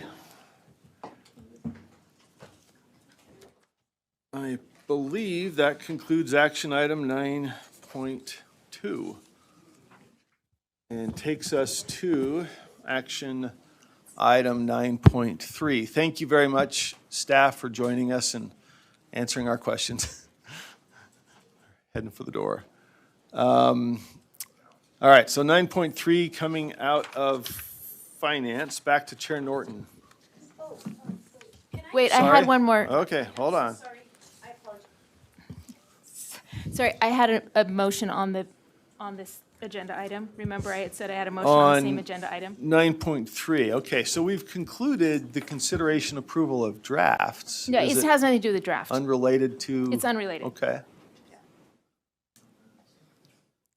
We'll see if, I'll have It's to a code defer whether request. she's in order. The code request might need to be deferred for legislative action. Okay? Whatever you want. I can do it now, I can do it then. We are, but is that related enough to come out of finance? Sure.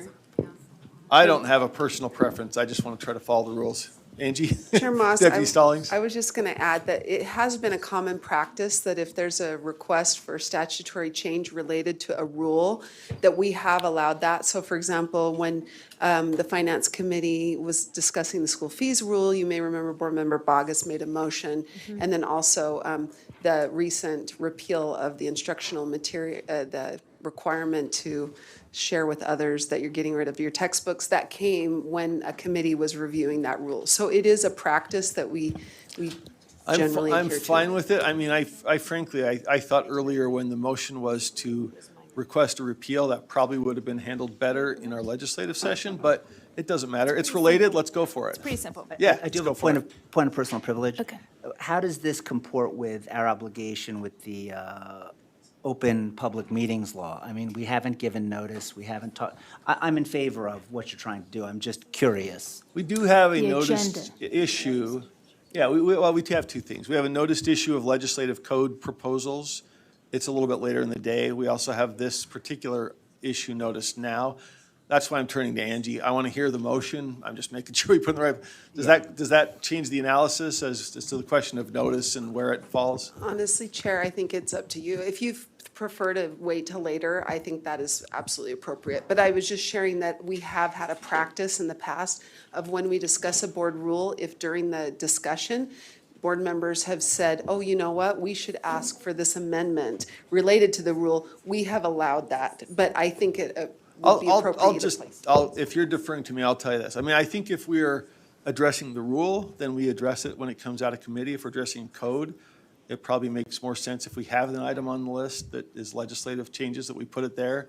Representative Ballard presented to us, and we're going to maybe revisit that later. So can we defer this one to? Sure. Oh, I want to hear it, but that might make more sense in terms of the Yeah, it's all notice good. issue. Wherever you want.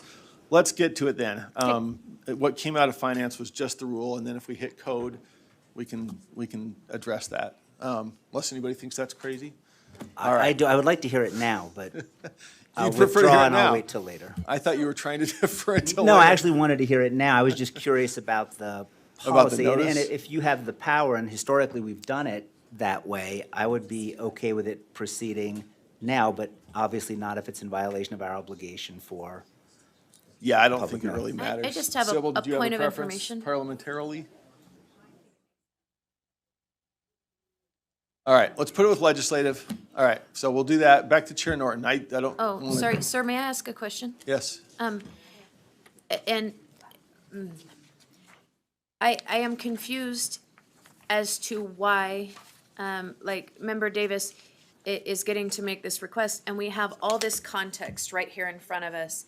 And to me, though I understand noticing and I understand all of those things, I'm confused as to why we're so averse to handling the policy request when we all have all this information in our brains. We have a foundation of context. It seems to me that it would actually save time in the long run if perhaps we engaged in that allowance. I don't know, maybe I'm not seeing this correctly, or that I've not tracked the information to its full end. But to me, it would make sense to entertain this idea now when our brains are full of context. It's just a thought. It's just a. I'm just making the ruling based on the forum. We're addressing board rule here, and we have a whole section for legislative proposals there. So this time I'm going to put it there, and I'm not, Okay. dying to stop it, but I think it makes sense that we talk about legislative potential proposals. Some of those might mix and match together as well, and so I think there's a forum sort of coherence that puts it there better, but whatever, as long as it gets heard. So let's go back to Chair Norton. Let's get through our finance, and then we'll have our legislative proposal section, and we'll all try to remember and come back if we lose context. Okay. In the next section, which was fiscal year 2025 budget formulation process for the 2024 general session of the Utah Legislature, the following motions were brought forward. Motion for the board, the committee moves that the board direct staff to develop one comprehensive legislative request for the 2024 legislative session that includes all potential RESA funding and policy requests together. Do you want me to read these individually as a motion, or one big motion regarding the budget? Chair? I'm trying to pull them up, Sorry. sorry. Let's see, are these all in the agenda? Yeah, so Mine are in this the is the summary of comprehensive, actions. yeah, the RESA one, right? Oh, is that where they ended up? These are all in the summary of actions under, what I guess is now 9.3. All right, I saw them in the agenda memo. Hold on here. Item 9.3 is the fiscal year budget formulation process for 2024, right? And in the agenda memo that I'm looking at, it lists the motions which start with the comprehensive RESA. Is that what you're seeing? That's the one I just read, yes. Okay, and then goes from there to San Juan? Yes. Okay, yeah, let's read through each of those then. Okay, Those, so- those are all in your agenda memo, board members. So I just read the comprehensive. Did you say you wanted them one at a time, so do we want to take a vote on that? Well, I think, Or do you want, why don't you present it as you can choose, you're the chair, you can choose to present them together and see if anybody I would like to divides. present them together. Let's do that, let's give Okay. it a shot. The second one is that the committee moves that the board directs staff to develop a legislative request for the 2024 legislative session to address the San Juan broadband project needs. The third one is that the committee moves that the board directs staff to develop a legislative request for the 2024 legislative session to address the statewide online education program SOEP needs.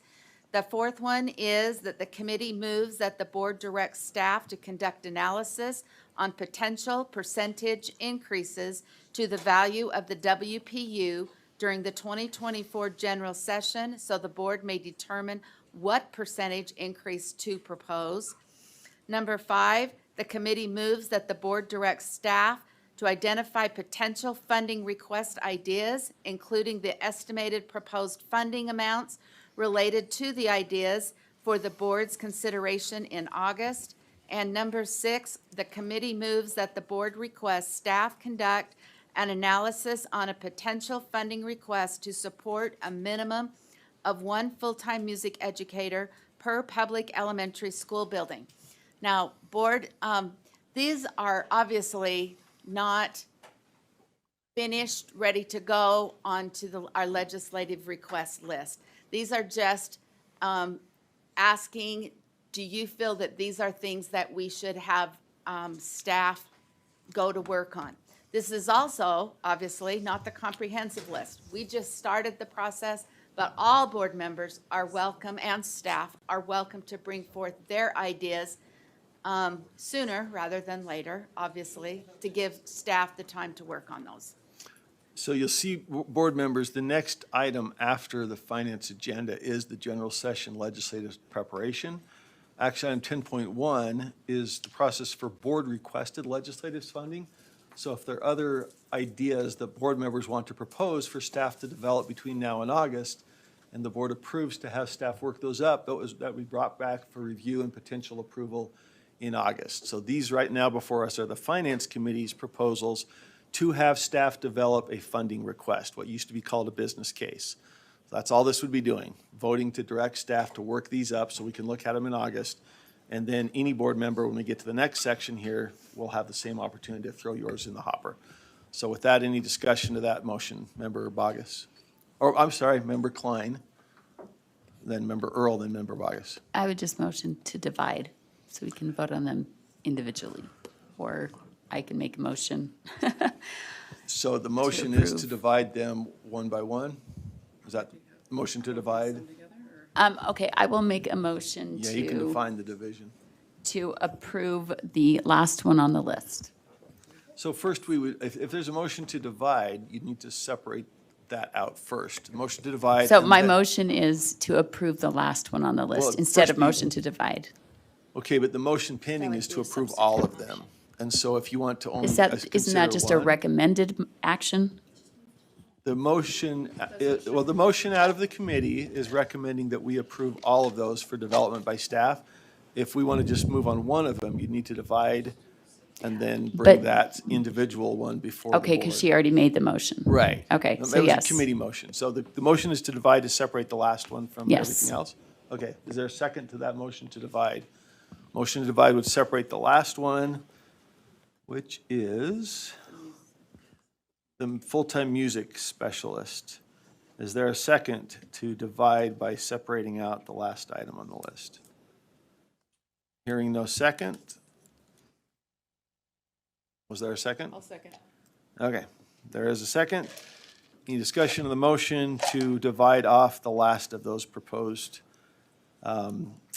business funding requests? Member Klein? All right. Seeing no lights to discuss the motion, all in favor of, let's go back to show of hands, all in favor of dividing the committee motion by separating out the last item on the list for a single music specialist in each school. Did I say that right? Are we separating it out? Yes. Separating it out? Nope, separating out to discuss it for separate consideration. Then somebody can bring a motion to approve or not approve. So the question is whether to divide the last one from everything else. All those in favor, raise your hands. 1, 2.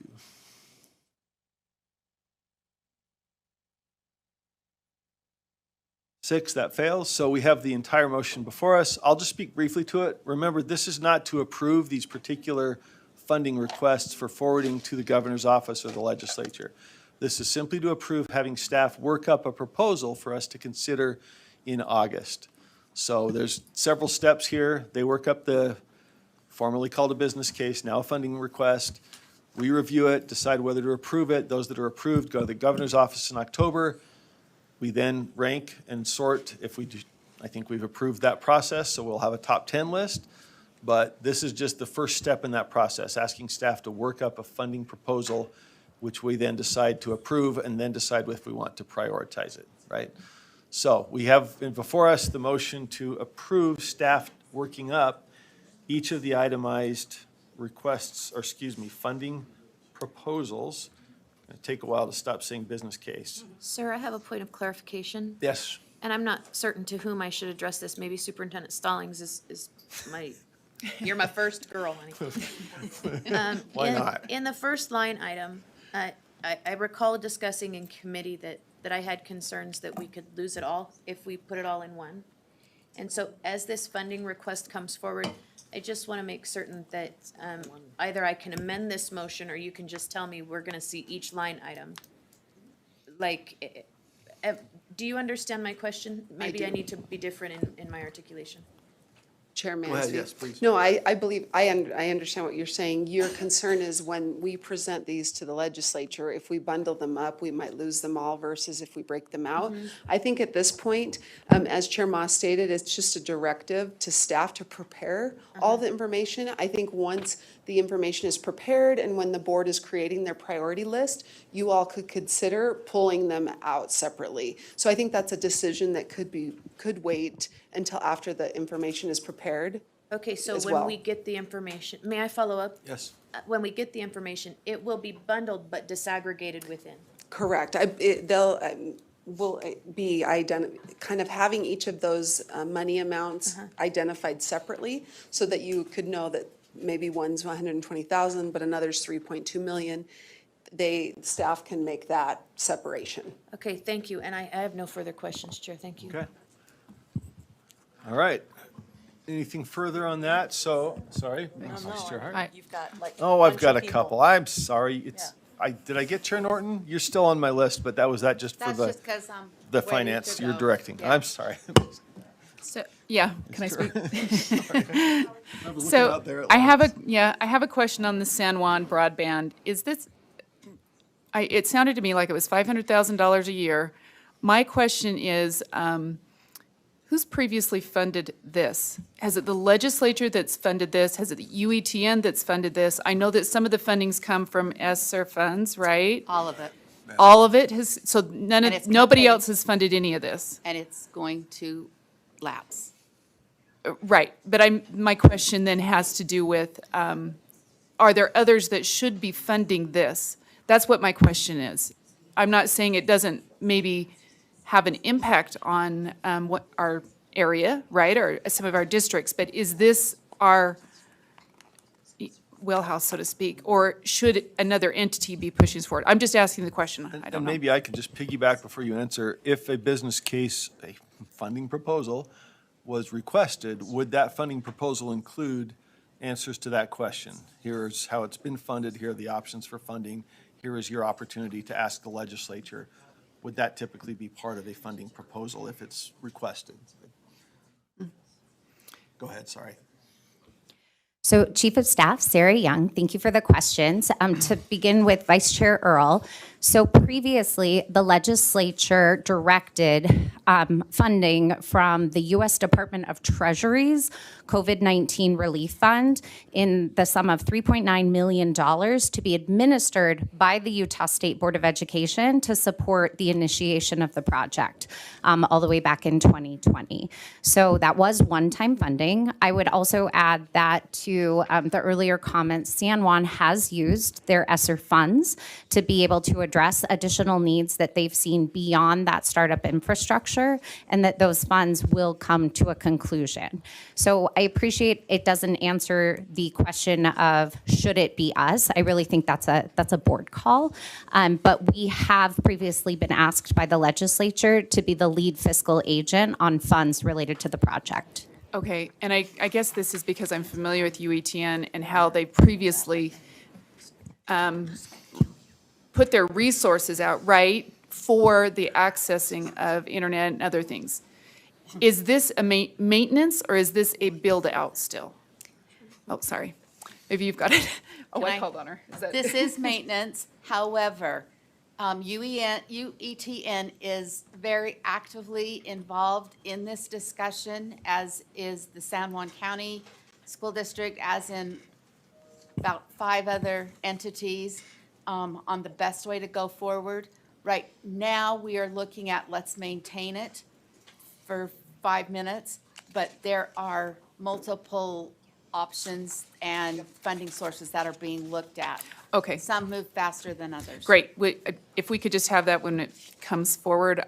This is just not one I think I'd put on top of my list, but it's not in my area. It's in other people's areas, right? So I just want to know the details, and it may be a priority after I know all the information. I just don't have enough information to say this is top priority for me, so. And I will quickly follow up with Chair Moss's question. So our form does ask what is the historical funding related to this initiative. So that will be prepared for you for consideration related to all of these topics. Perfect. Thank you. Thanks. Then I have another question. It's on the board request, staff identify potential funding request ideas. So we had this similar last year where we had a million things, staff brought a whole bunch of things forward. A lot of those didn't get moved forward. I'm just trying to understand the difference between this and that, and if this is problematic, if staff builds something out, is this their expectation that we pick it up?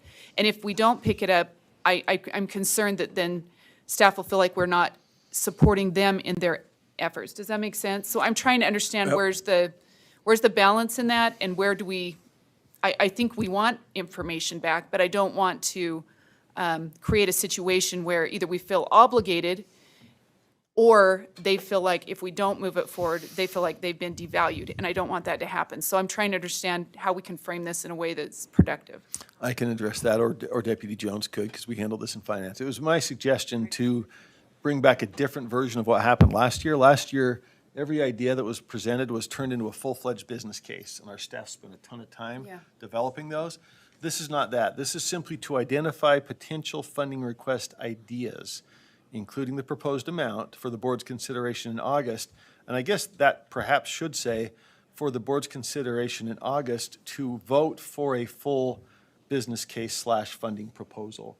So the idea would be we don't ask them to do tons of work, but identify the things they're thinking about or hearing from the field, bring an idea, and a board member could bring that out and say, yes, I'd like a full business case on that full funding request, which would then be prepared for September's review in time to put it on the list if we wanted to do that. So I think personally, that's kind of what some of us thought would happen last year.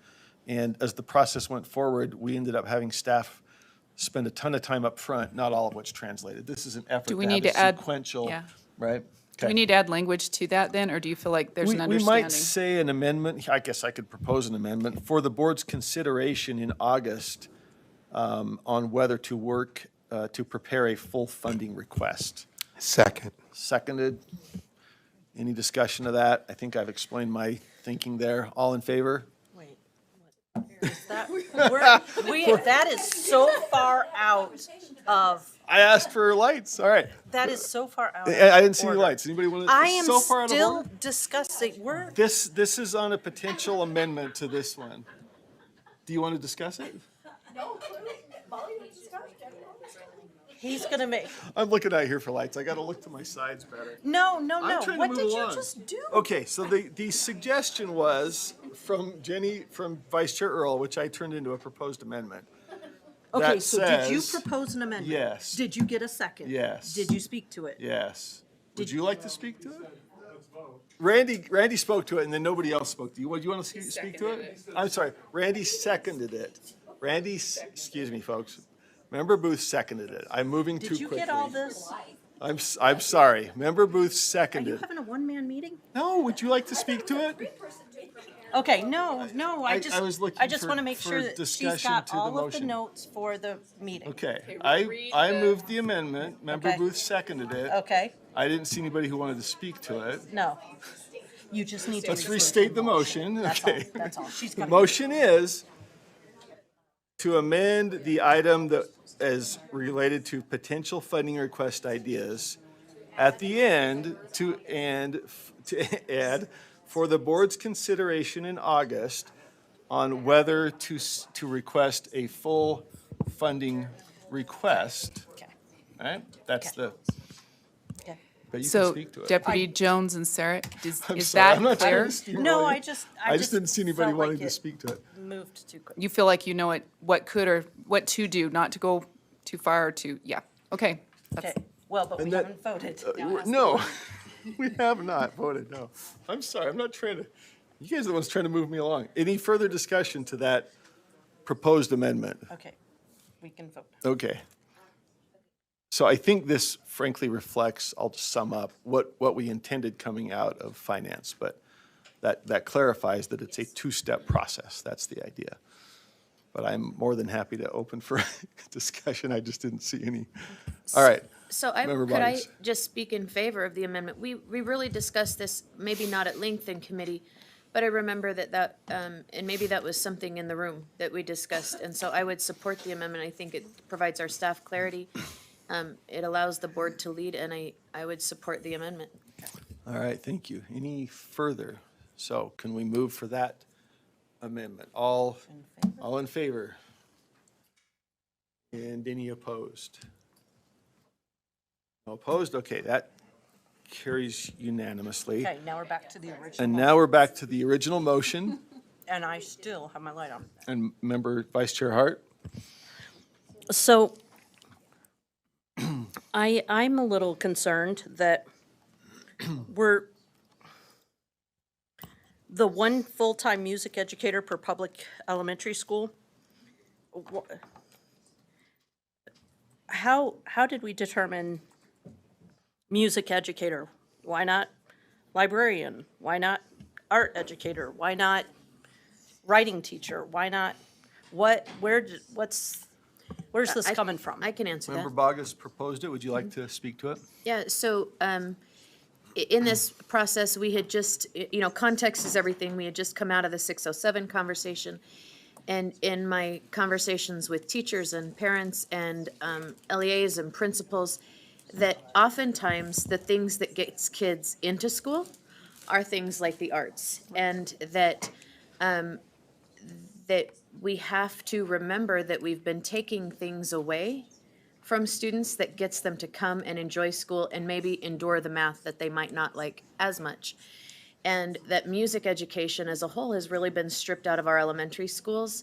And though BTS exists, that having a music educator in every school would possibly be a prudent move for the state, and that also the studies and the data that support the neuroplasticity and the higher math and ELA scores as a result of music education are very real, they're ever present, and they're ongoing.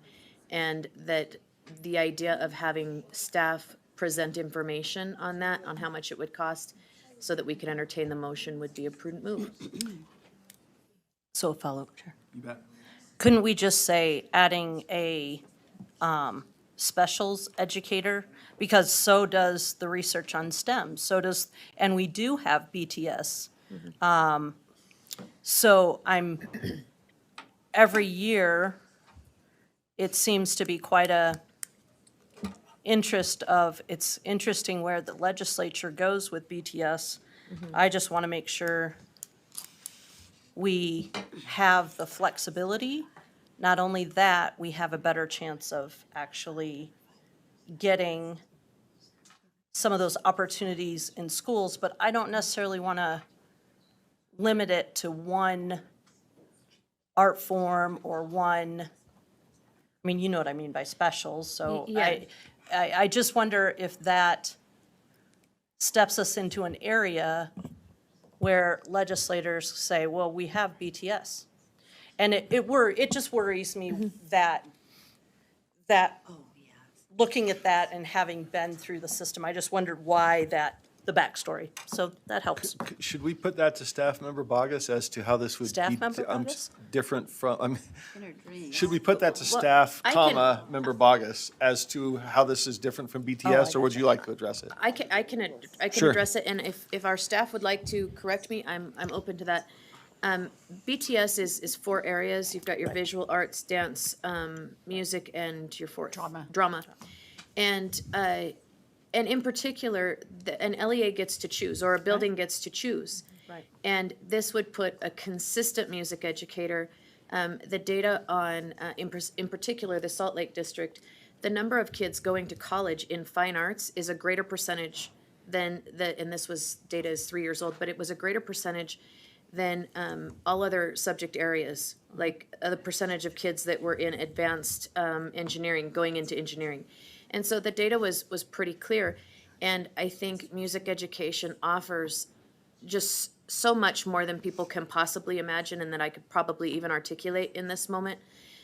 But to have a consistent music educator and to lead out as a state in arts education in every building, I think it produces a lateral momentum upward, and we can add to it in subsequent years in putting the arts, full-fledged arts, back into our schools. And I am a fan of integration. I really do I like it a lot. I do a lot in my classroom. But I think arts for art's sake is grossly neglected in this state, and I would like to see us champion a movement forward for just arts for art's sake. And I don't disagree with the arts. I support it. I just want more flexibility for the LEAs. That's all. I don't want to take away that flexibility. But I just wanted the backstory, and I Yeah, appreciate that. Well, and maybe it's because I'm biased. It could be because I have a bias for music education. I think it's super important, and it's just sad to me that our beautiful little young people they're basically denied that because we haven't put In that some forward. districts. In some districts, yes. yes. They don't deny it. And I would love to see the whole state say, no, we value this in a way that we're gonna put it forward. And if the board disagrees with me, well, it wouldn't be the first time. Superintendent Dixon has a thought. Thank you, Chair Moss. Board Member Bogus, I cannot disagree with you at all in terms of what music does for the brain and the value of music education. I wonder, given that we actually are a lighthouse state for BTSA, for the arts we have in the schools, other states don't have a statewide initiative, and I'm wondering if it might be helpful to this board to get a report in lieu of the motion, maybe get a report of how is it going with BTSA? Like, because we know we have funding and we have slots that for whatever reason we can't fill. So trying to find the specialists, trying to see, what's the percentage of schools that still don't have something in their schools. So I'm just wondering if it might be helpful to get some information brought before the board to help inform this kind of motion, so that we maybe don't get out ahead of ourselves when we have some roadblocks perhaps with BTSA that might need to be addressed. And then if there's space for some funding targeted at music for a proof of concept or something, just wanting to make sure that the board has credibility given the long history of BTSA when we go before the legislature to ask for funding. So it's just my thought that I want to share, that I think maybe a report on some of those elements with BTSA lessons that we've learned might be helpful. Could we, Chair, may I? Sure. Superintendent, could we do both? Because I think you make a valid point. But I don't, I think the motion, it's number 6, it says an analysis on a potential funding request. It's hard to move forward without knowing what it's going to cost, because it might be something that's just not prudent for the board to take up. And so I think the information you want is paramount, but I also think the dollars and cents are paramount. And if we had both of those coming forward at the same time, I think that could prove prudent in our decision-making. Yes, Ann. Is that a potential amendment then to your? That's what it already says. Yeah, I guess it would be a yes and. Or just clarity? That, but I forget the language, and maybe you could provide that to Director Rasmussen, but you said something about the BTSA data, the number of jobs filled, the number of jobs unfilled, something, I forget how you verbalized it, Superintendent Dixon. Well, I actually was going to invite, remember, I'm not terribly clairvoyant, but I'm guessing that at some point in our process, there might be a proposal related to BTS, so. There certainly will be. Feel free to weigh But I in. think even in last year's business case, that we're not using the word anymore, but that information is available. We know how many schools across the state are not participating in BTSA, and we also know how many of them are dance, how many of them are theater, how many are music, and how many are visual arts. So that information is available, and I would love to do what Superintendent Dixon suggested as a part of the BTS proposal, determine what are the blockages that are stopping the ones that still want to do it from doing it. Is it just that we don't have enough educators in the arts that are willing to jump in and integrate? But I also resonate very positively to arts for art's sake and getting a musician in every school. But I would also love to get a STEM person who's doing robotics and a lot of other really great things. It's money. And we've been, I would say, pretty successful, but not nearly as successful as we need to be, even with BTS. But maybe people would resonate to arts for art's sake, and so we ought to explore it. Thank you, Member Booth. So does that suggest an amendment to this? You want to keep it as is, and then we'll defer to when BTS comes up separately, whether there's other data that's part of that? I think the question for us right now is, do we need to modify at all the list of items, again, only on which we would like to ask staff to work up what a business funding proposal would look like, right? So Yeah, so sir, based on. it's up to you whether you Member want to. Booth, I would love, could you just email that to the board, or maybe a staff member could, because I don't know where to find it personally. But if the information is already there, we can review it and approve this, and that way we can compare them and juxtapose them right next to each other. Well, here, I guess here's the issue. We're coming up in August with hopefully some funding proposals that are identified and requested today for consideration. August is not the last opportunity. We'll have September, and we got to get the governor's office by October, right? So we've got 2 shots at it. So I guess, yeah, I think if the report could go out, that would help inform our decision in August. If we vote for this today, we would also have the information on what it would take for a music person in each elementary, right? So I think what I'm hearing is there's no amendment. You'd like to leave it as is. That would dovetail in with some of the stuff we'll get on BTSA. So, okay. Yes, sir. Thank you. Sounds good. Other, Superintendent Dixon? So just making sure that the entire board heard, instead of trying to read our lips, that we'll put something together and just send it out via email to you all that would incorporate that motion and like a one-pager on, as discussed by Board Member Booth about BTSA. Would that suffice the will of the board? I'm seeing nodding, so. Okay. Well, I We'll guess the take that on question in is, with are email. we modifying the request for the analysis, I guess, that is proposed in this item then would be the analysis that Superintendent Dixon's talking about? Or is this intended to be a full funding proposal? Chair It Moss, says the- an analysis on a potential So I funding think the request. intent was information to inform whether or not we want a funding proposal. There you go. Okay. That is my understanding. Okay, which and this would allow us to. Superintendent- How to much would it give. cost Yes. anyone in Yeah, our school? okay. Perfect. So that would come back in August. Or sooner, but up for consideration in August. Okay. All right. Any other, making sure I don't overlook my vice chair. You're not. All right, I see no other lights. So the motion before us is, Oh, shoot.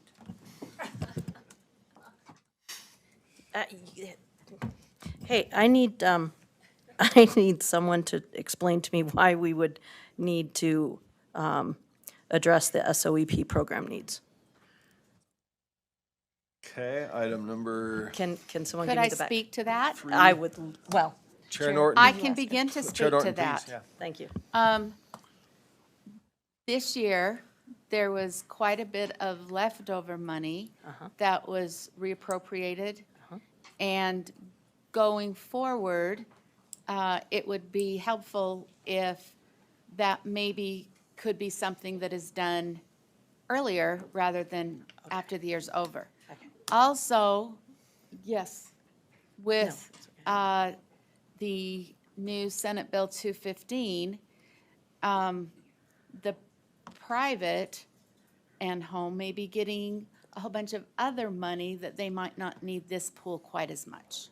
Okay. So we're just looking into options on how we can help the people who are not having access to SOEP have access. Excellent. And this would include how the last funding expanded access for small districts, right? How that money was used and the uptake and all that. Yep. Awesome. Any other questions? Okay, I think, let's vote while Molly's not paying attention. I'm ready to vote. Almost. Are we- My light is on for voting, sir. All right. All right, any further discussion or questions? Okay. The motion then is to move forward with each of these proposals as articulated. I guess I should read them again for the record. So maybe if you could scroll up to number 1. I'll try to speed read. Motion 1, that the board directs staff to develop one comprehensive legislative request for the 22-24 legislative session that includes all potential regional educational service agencies, funding, and policy requests together. 2, that the board directs staff to develop a legislative request for the 2024 legislative session to address the San Juan broadband project needs. 3, that the board directs staff to develop a legislative request for the 2024 legislative session to address the SOEP program needs.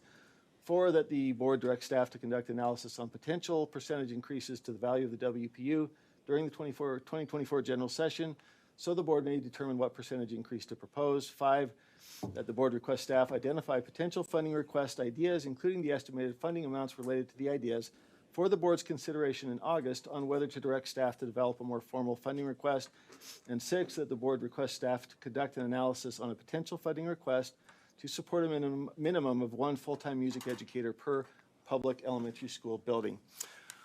All in favor of that, please raise your hand. Keep them up for Sybil. And all opposed, just to make sure we're getting it right. 1 opposed. Okay, thank you. Back to, oh, sorry. Yeah, sorry. All right, I think we're back still to, We have one Norton. more for this round. We do have round 2 coming up later in the show. Okay. Finance Committee recommendations for program review. And the motion for the board is that the committee moves that the board approve USBE staff to submit an application for the 2023 SLDS grant opportunity. sorry. We're on 4 still? I I'm in the think? wrong place, because that one did not have a motion for the board. Oh. Program review didn't? Well, not on my paper. That was the committee. Yeah, I think we initially thought we needed board approval for that. We decided it was an internal finance Okay, matter, sorry. right? So we are in my a new bad. place. We're on 14.5, the application for new awards, statewide longitudinal data systems, SLDS, from Institution of Education Science, IES. And now back to the motion. The committee moves that the board approve USBE staff to submit an application for the 2023 SLDS grant opportunity and forward the proposal to the board for approval. And we have Director Bruff here to speak more if needed. Thank you, Director Bruff. Questions or comments on that motion? Questions including those for Director Bruff? Did you have your light on? Okay, Vice Chair Earl. Hi. We've been carrying on dialogue for the last week on this item, so I appreciate Director Bruff for being here. Just a couple things. I'm personally not a fan of the federal government providing funding for interoperability. That's just a personal concern I have. But I have spoken to him about some needs or some interest in this funding.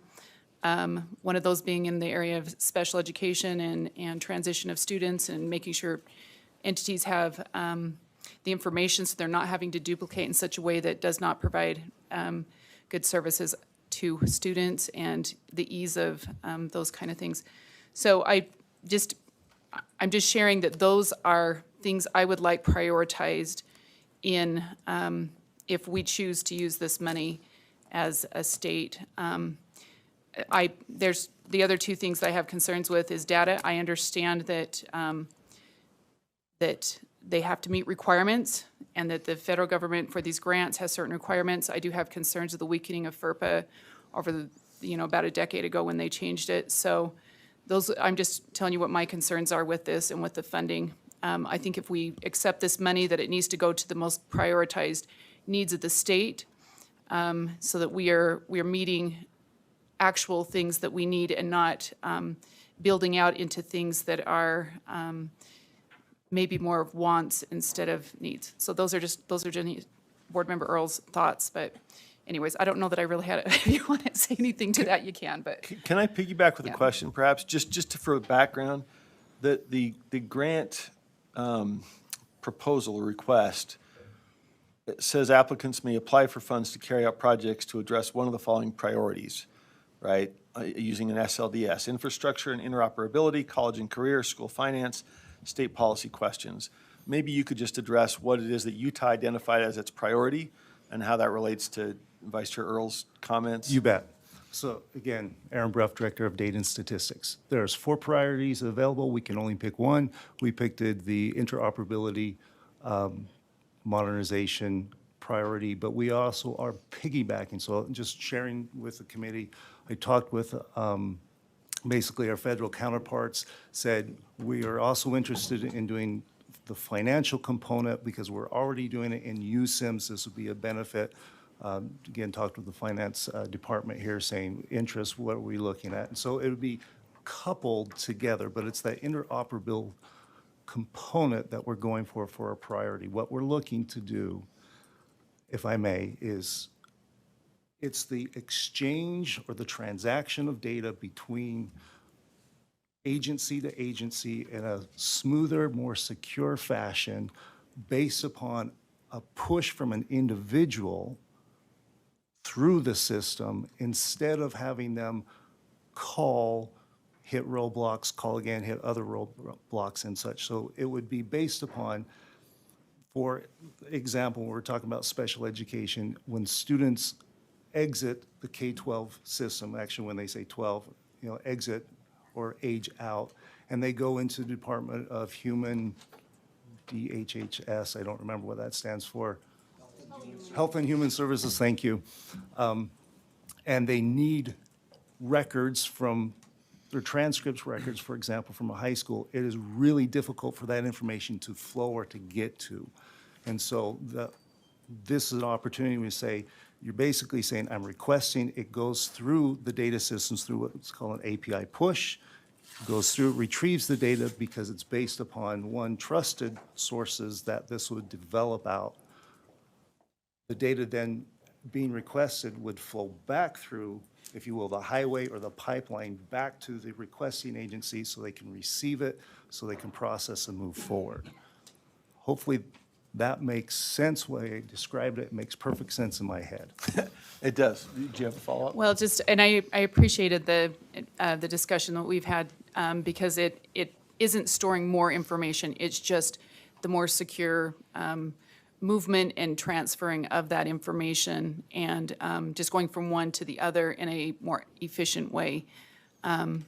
Anyways, so I do appreciate the discussion. Like I said, I still have a couple of concerns myself, but. If I could just quick follow, you mentioned more security would be part of that. How does that, and you may have alluded to this, but maybe layman's terms, how would this be used to enhance security as you're transferring information?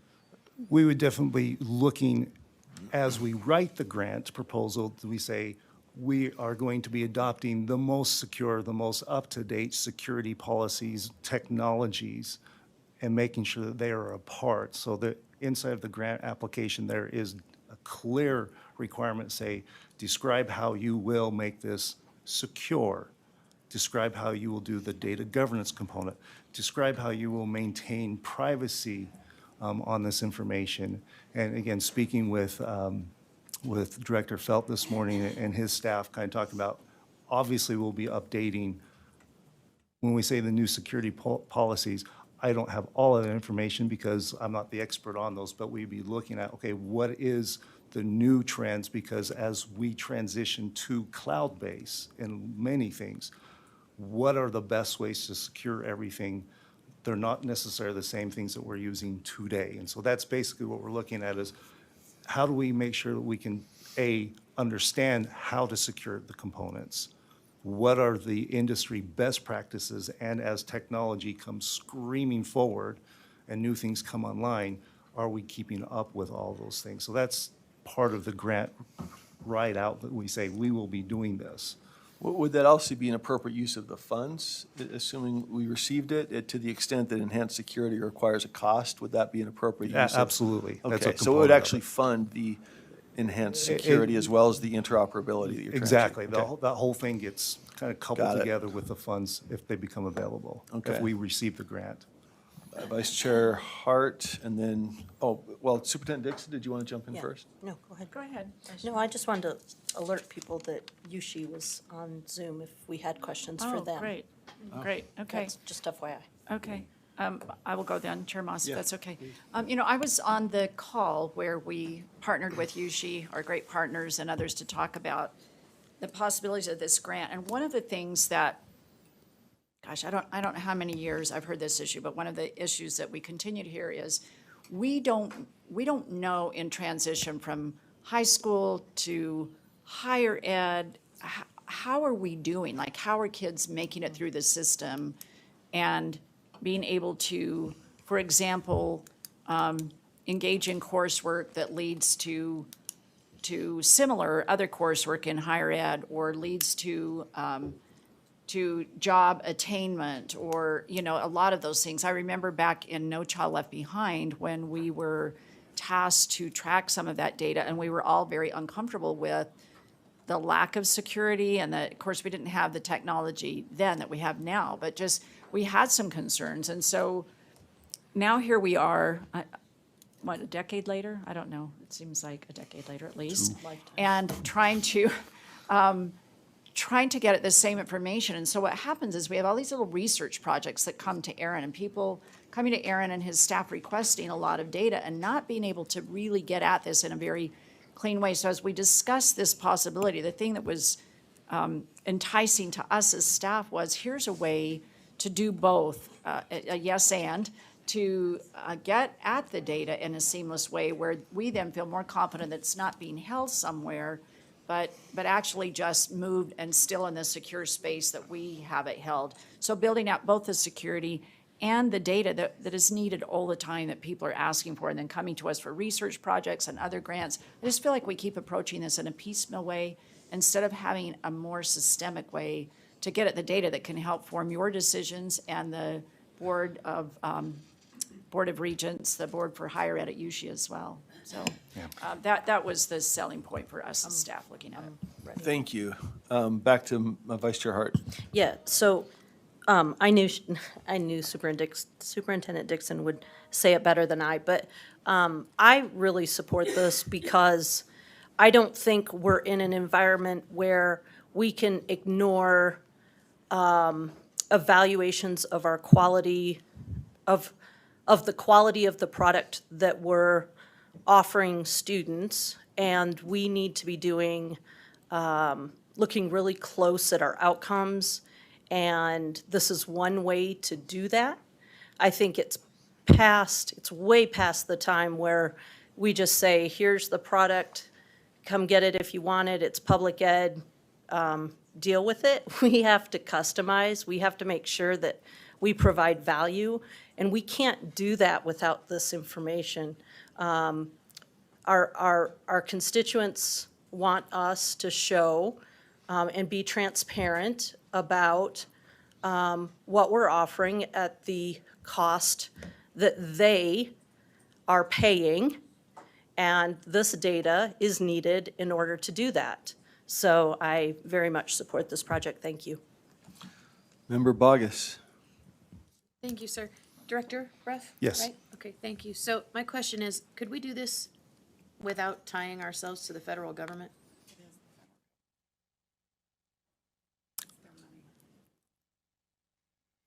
Scott just answered in the whisper behind my ear. If we got other funding, yes. So this is a funding stream.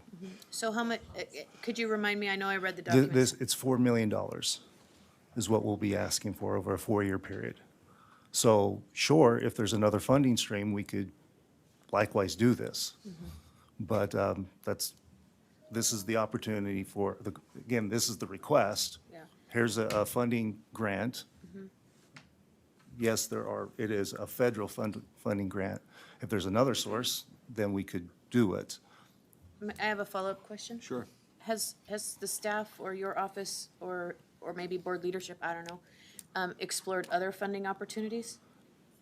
Not currently. When I say explore, so we currently have state funding that supports, it's the UDRC, and it's at each of the individual agencies, there is a funding stream that comes in from the legislature that currently maintains everything. Yes, sir. They haven't given us more money. When I say they, the legislature has not given us more money. This grant opportunity is an ongoing thing that we're aware of that's come from the federal government, started back in 2007, I believe, for the very first time. And again, it's just called the SLDS, or the State Longitudinal Data System Grants.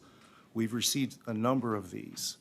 And typically, the process behind this is, when it very first was set up, it was, let's start figuring this out and going at the beginning, and here's the seed money. The requirements of the grant are now saying, you have to have a state sustainability. This is to help enhance what you've already built out. So we haven't gone to the legislature and asked for this simply because, A, we knew a grant application and opportunity was coming. And so that's why we're at this point right now saying, okay, it came, can we apply? And that's why we're here today is, can we apply for this grant to see if we have it? Have we gone down other avenues?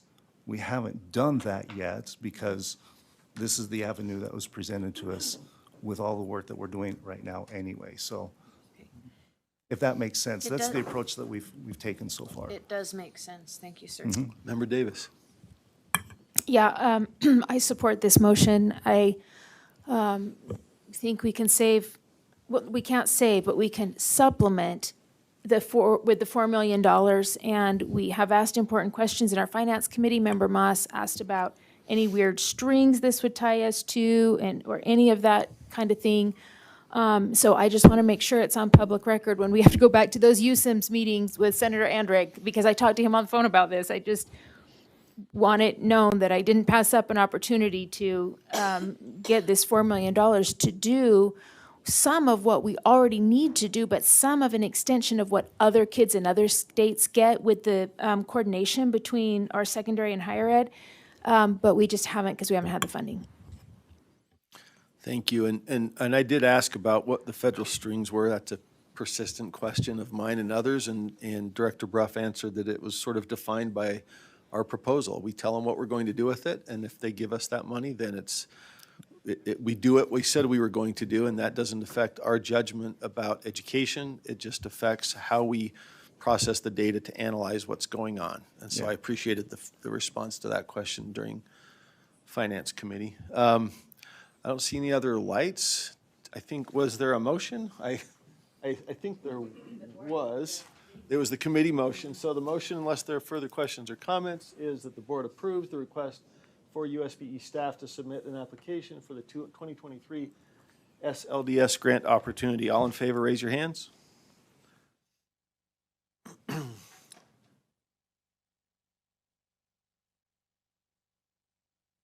All opposed? 5, I think. Okay, that motion passes. Is it 10 to 5? Passes 10 to 5. Okay. Does that wrap up that section of finance? All right, let's take a break. Oh, good, I was gonna move to. Let's take 5 minutes and saunter.